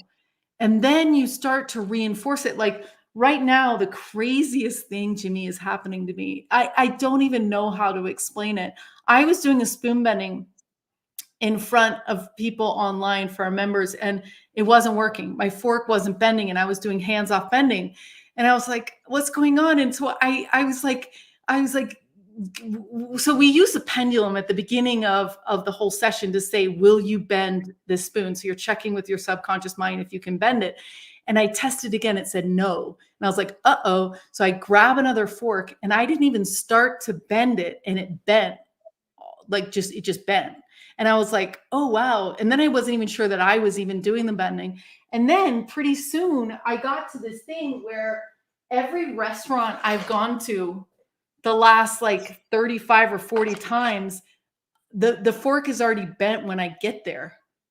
So my place setting is like bent. And, I was having breakfast this, on Saturday, and mine wasn't bent. And I was sort of like, oh, wow. And I was like, yeah, but I can do it because I do it every time. And then the person next to me that I was eating with, his fork was bent. You know what I mean? By the end of the meal, really bent. And so once you believe that you're going to get that rock star parking every time, or you're going to have tons of views on your videos every time you put it out, you start to reinforce the belief that creates that happening. So I guess I would encourage everyone to start experience things that are magical in your life, whether you're contacting ETs or making bunnies show up as you drive or whatever, because pretty soon you'll stop resisting and you'll start experiencing it. And then you're unstoppable, because now I can't even go to a restaurant and not be delighted. You know what I do? What? I manifest the first parking spot next to the store I'm driving into. It works every time. And I love that. You think I'm kidding? You think I'm kidding? Oh, no. I'm doing it while I'm driving there. It's in my head. I've got it worked out. I don't even look. I just drive to the front spot, and it's open, and I pull in. Yeah. You created that. You're creating that. And that's so cool. And so I think right now, that's like the fun part about what the age we're living in right now is that, you told me it's possible. I bet everyone listening to you right this moment is going to be trying that this week. And don't get discouraged. Don't get discouraged. Because how did it happen with you? Like, I used to take pictures of the parking spots because I wanted to like measure it and whatever. But how did you come to know you could do that? It started about 30 years ago, and I would okay, so that it started about 30 years ago. I started talking to my friends about it, and others, and now it's gotten to the point where if I have somebody in the car, they'll bring it up. So we're going to Best Buy, we're going to Costco, we're going to a restaurant, right? It gets brought up every time. I'm like, okay, that's good. I'm glad you brought it up. Need the juice, need the power. Okay, all right. Here we are. No way. It's just like, and it's really, really, really, really funny. And you know who I feel bad for? Everybody in the back of the parking lot, way out there. But it's really funny, and I think that if you apply that across the board, I don't want people to confuse it with other things, and also using it for the wrong things. Right, because if everybody wants to, right? The famous, you got 3 wishes from a genie. Well, those 3 wishes are going to ruin your life, right? The last wish is always, I need to undo the first 2. That's my wish. I need to undo the first 2 because everybody wants, to fall in love and get rich, right? Right, and it always goes, don't go for that. Go for the subset of that, and then that'll come to you. That's Right? interesting. Go for another version of it. So, but yes, I think that it is very real. And with going back to, I brought this up nearly on every show lately, because I think it's remarkable. And that is that, and it relates to everything that we've talked about tonight, by the way. Brian Greene, the great physicist, recently said in an interview that he was asked, what is he working on now? What's his project? And he said, well, I'm working on, the numbers support the idea, the theory that we on Earth can ask a question, send it to the other side of the universe, and get the answer to the question before we send it. Now it's like, wait. Slow down, Brian. What are you really saying here? Right now, it is a multifaceted, very big idea because so many things can apply to that. So many, right? So if that idea, that theory is correct, and he believes that it is, and that's his research, and he's going to have some answers within the year, and that's incredible. But then doesn't that answer everything? It goes right back to consciousness and the speed of thought, the speed of now, and how ET would be communicating across the vastness of space in real time. It answers channeling. It certainly answers, communication with the other side and ghost and parallel worlds and interdimensionality and if this is accurate, then we're talking about time travel, aren't we? Right? We're talking about a lot of different things, and it answers all of or most of all of those paranormal, dare I use the word, fantastical, the it answers all of that. And it's certainly going to silence a lot of people too, as well. And even the non-spiritual, I'll say atheist, right? But all of that goes out the window. We were just talking about this all day. Retrocausality, where so when they were doing experiments with remote viewing where someone would say, okay, I'm going to hide an image in an envelope and you are going to try to guess it, and then I'm going to show you the image. Let's say it's an image of a guitar and you're like, it's your favorite guitar and you're just, or it's like a picture of you and someone famous, right? You'd be like, oh, so your reaction, your eventual reaction to having guessed the picture of the guitar of something you love causes it to occur. Yeah, So, to be chosen to put in the envelope in the first place. Yes. Because this is what the research showed. What this guy was trying to explain to me. He was like, look, if the reaction was low when we revealed the photo, they were less likely to get it right. But when the reaction was bigger, it was more likely to happen. So you can remember, the universe doesn't understand fear or love. It's just like it's going to play both of those strengths. So when you're super excited because you get the parking spot, especially when someone's with you and you're like, yeah, I can do this, rock star parking, here it is. Like, so that causes it.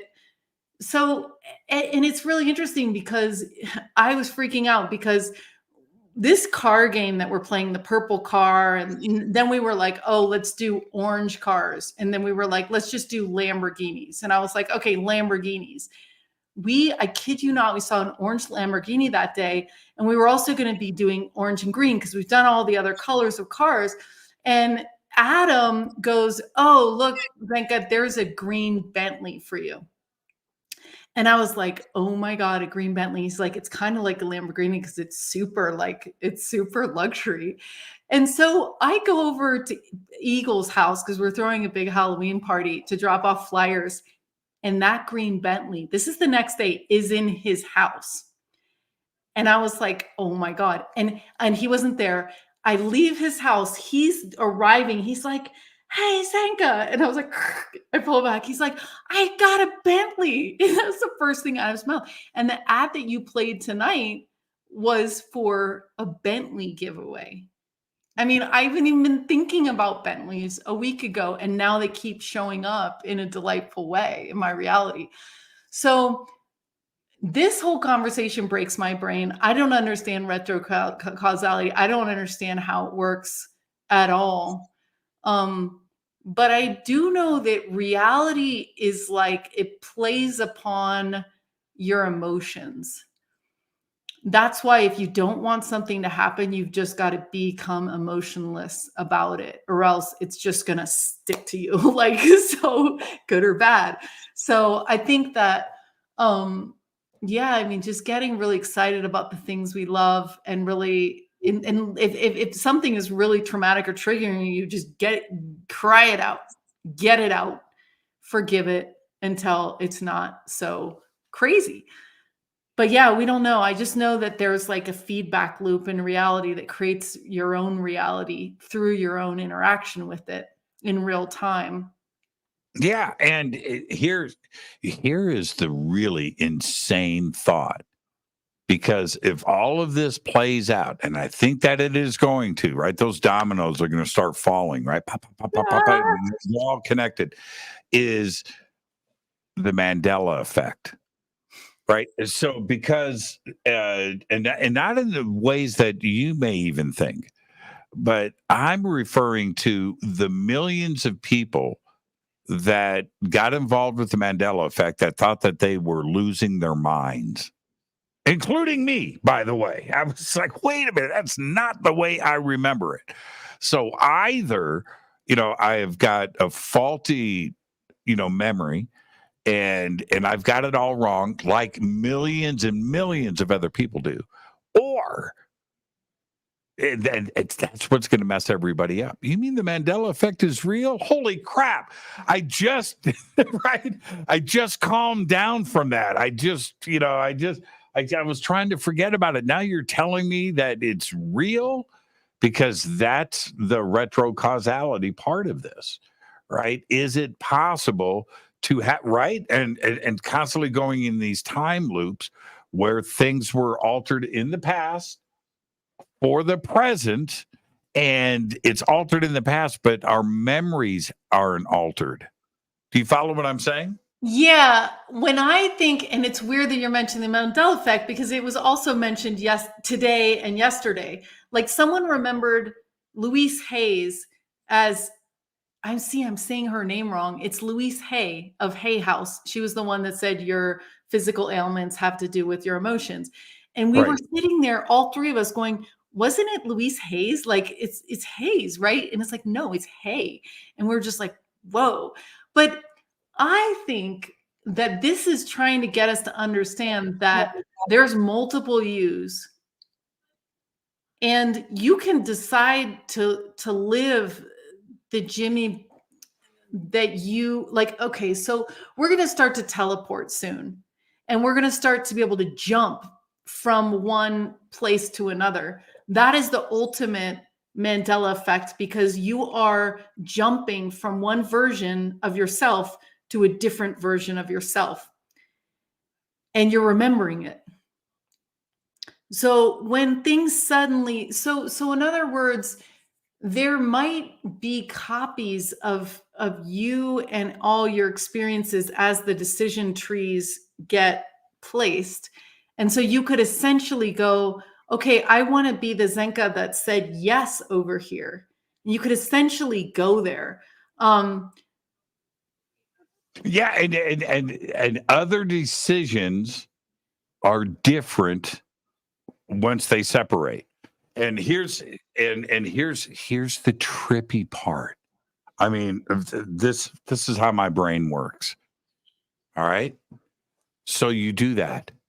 Now you've got, going back to consciousness, you've now got two consciousnesses, right?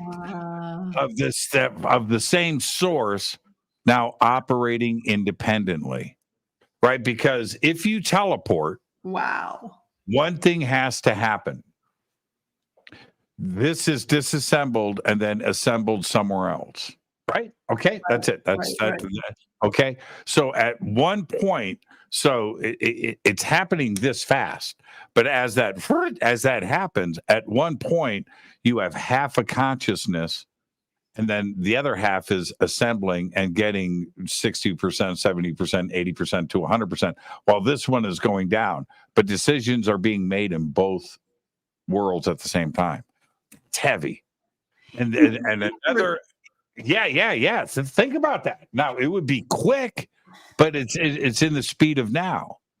And another example of that, and the show's already ended, by the way. We're a minute over, so we're going to have to wrap this here really quick.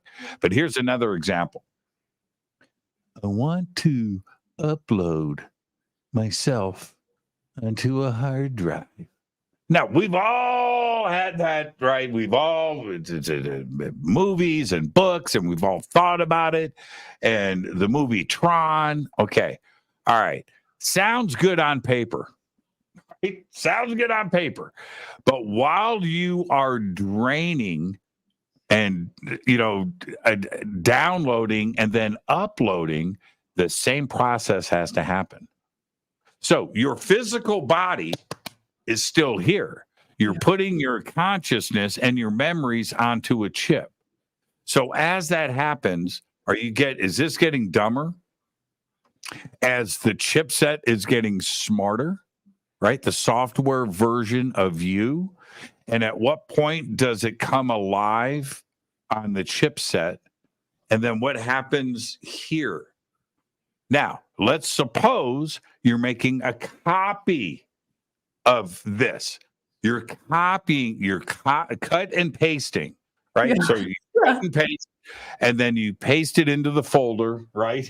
Yeah. Right? Yeah. And then that's uploading. This stays the same. Now, is the version of you that's identical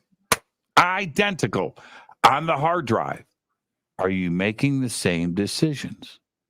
Or now are you free? So, and are you sentient? Are you conscious? This is, hopefully, right? You just cut and pasted. So if you cut and paste it and you've duplicated that, do you make the same decisions? Or now you're on a chip. You're not paying taxes. You're not eating or sleeping. You got a whole different kind of decisions you're going to be making.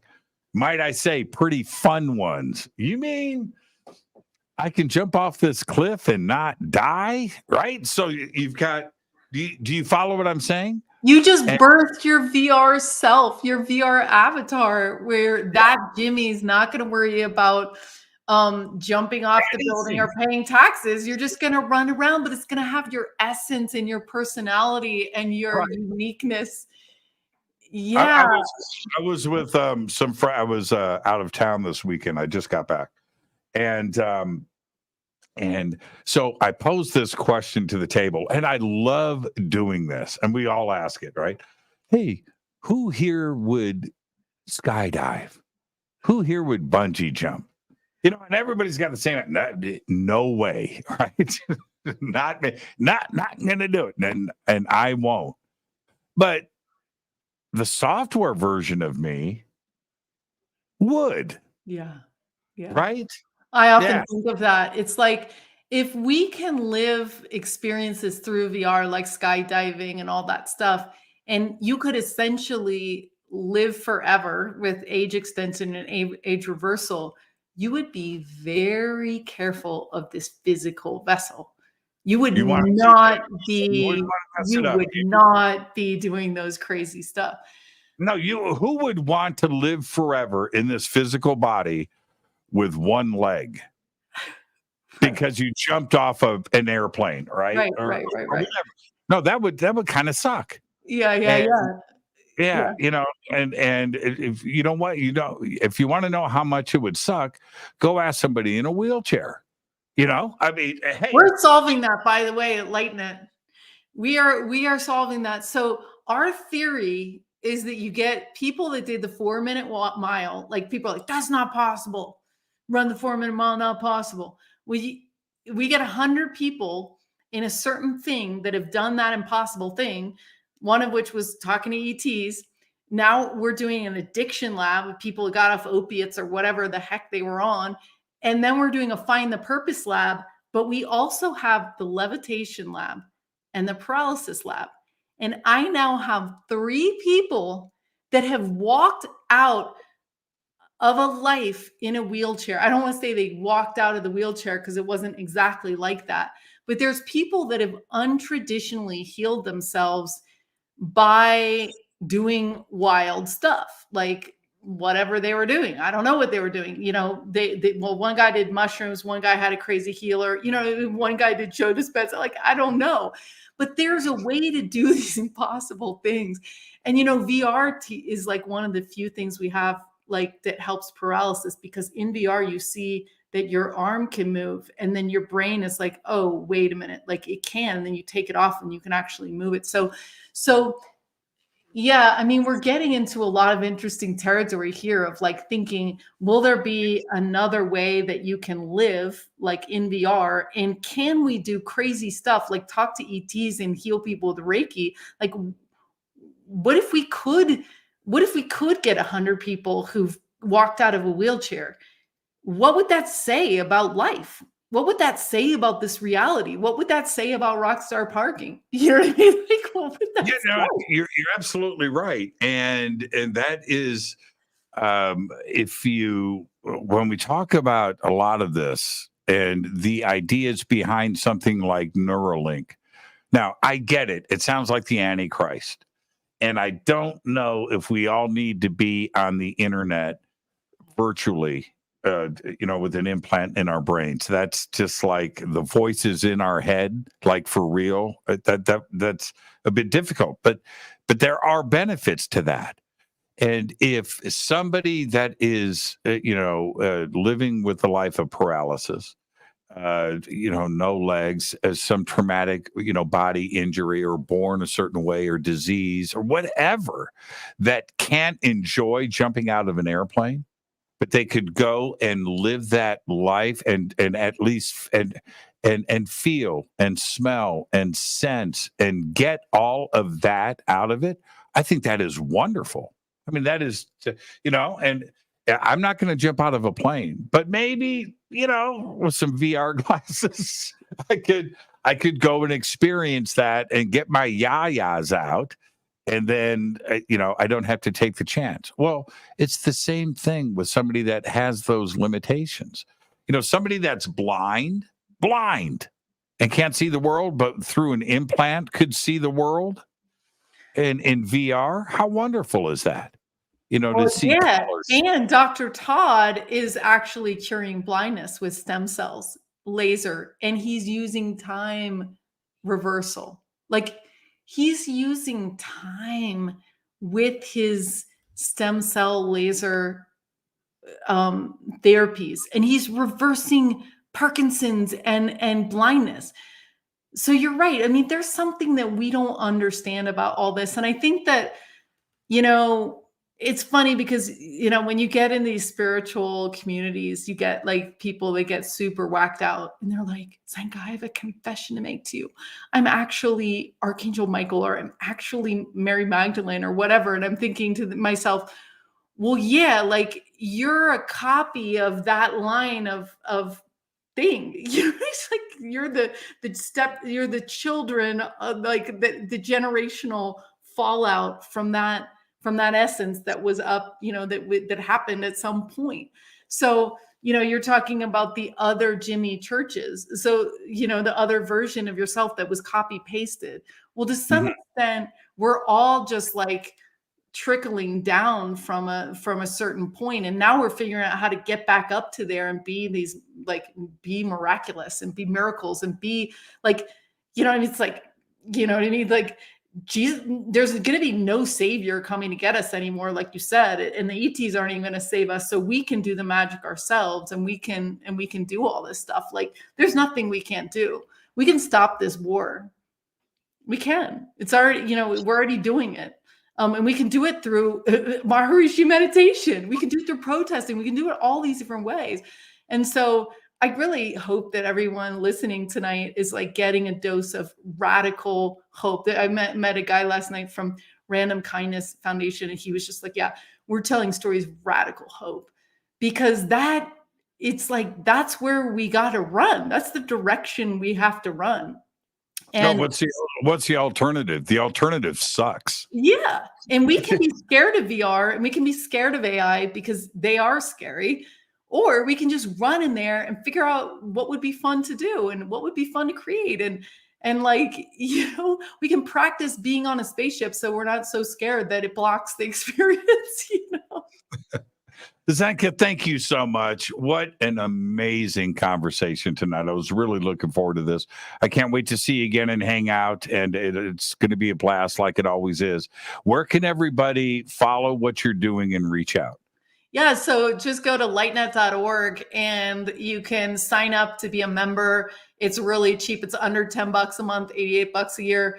You're doing spoon bending once a month. You're doing coaching. You're getting exposed to all these different hangouts. We're having a workshop to teach you how to say no, to let you practice how to say no. We have meetups where you get to meet other people. We're doing an astrology, like how to become superhuman using your absolute, it's like experiential. And we're a nonprofit for citizen science. So we hope that your curious mind joins our community. Yeah. You're the best, Zenka. Behave and be well and go change the world. You're the best. Thanks, Jimmy. Zenka Caro. And now all of her links are below, and I've even got her link tree up too as well, where all of her stuff is right there throughout social media. So there you go. Thank you so much, Zenka. What a great conversation tonight. And I want to remind everybody, tomorrow night, Ruben Uriarte is with us. I can't believe it, man. He is absolutely amazing. So Ruben is back with us tomorrow night. And then Wednesday night, Johnny Enoch. That's right. Johnny Enoch is right here. This is Fade to Black. I am your host, Jimmy Church. Fade to Black is produced by, oh man, I hate it when this happens. I hate it when my computer goes blank. And when it goes blank, my mind goes blank. Yeah, it's just the way it is. Fade to Black is produced by Hill J. Palm, Renee Newman, and Michelle Freed. Very special thanks to Zenzabel and Jonacide. Webmaster is Drew the Geek. Music, Doug Aldrich. Intro, Spaceboy, spaceboymusic.com. Fade to Black is produced by the Game Changer Network, and this broadcast is owned and copyrighted 2023 by Fade to Black and the Game Changer Network, Inc. It cannot be rebroadcast, downloaded, copied, or used anywhere in the known universe without written permission from Fade to Black or the Game Changer Network. I'm your host, Jimmy Church. Until tomorrow night with Ruben, I want you to be safe. Go back, Lee Tappy. That wasn't bad, was it? Eyes closed.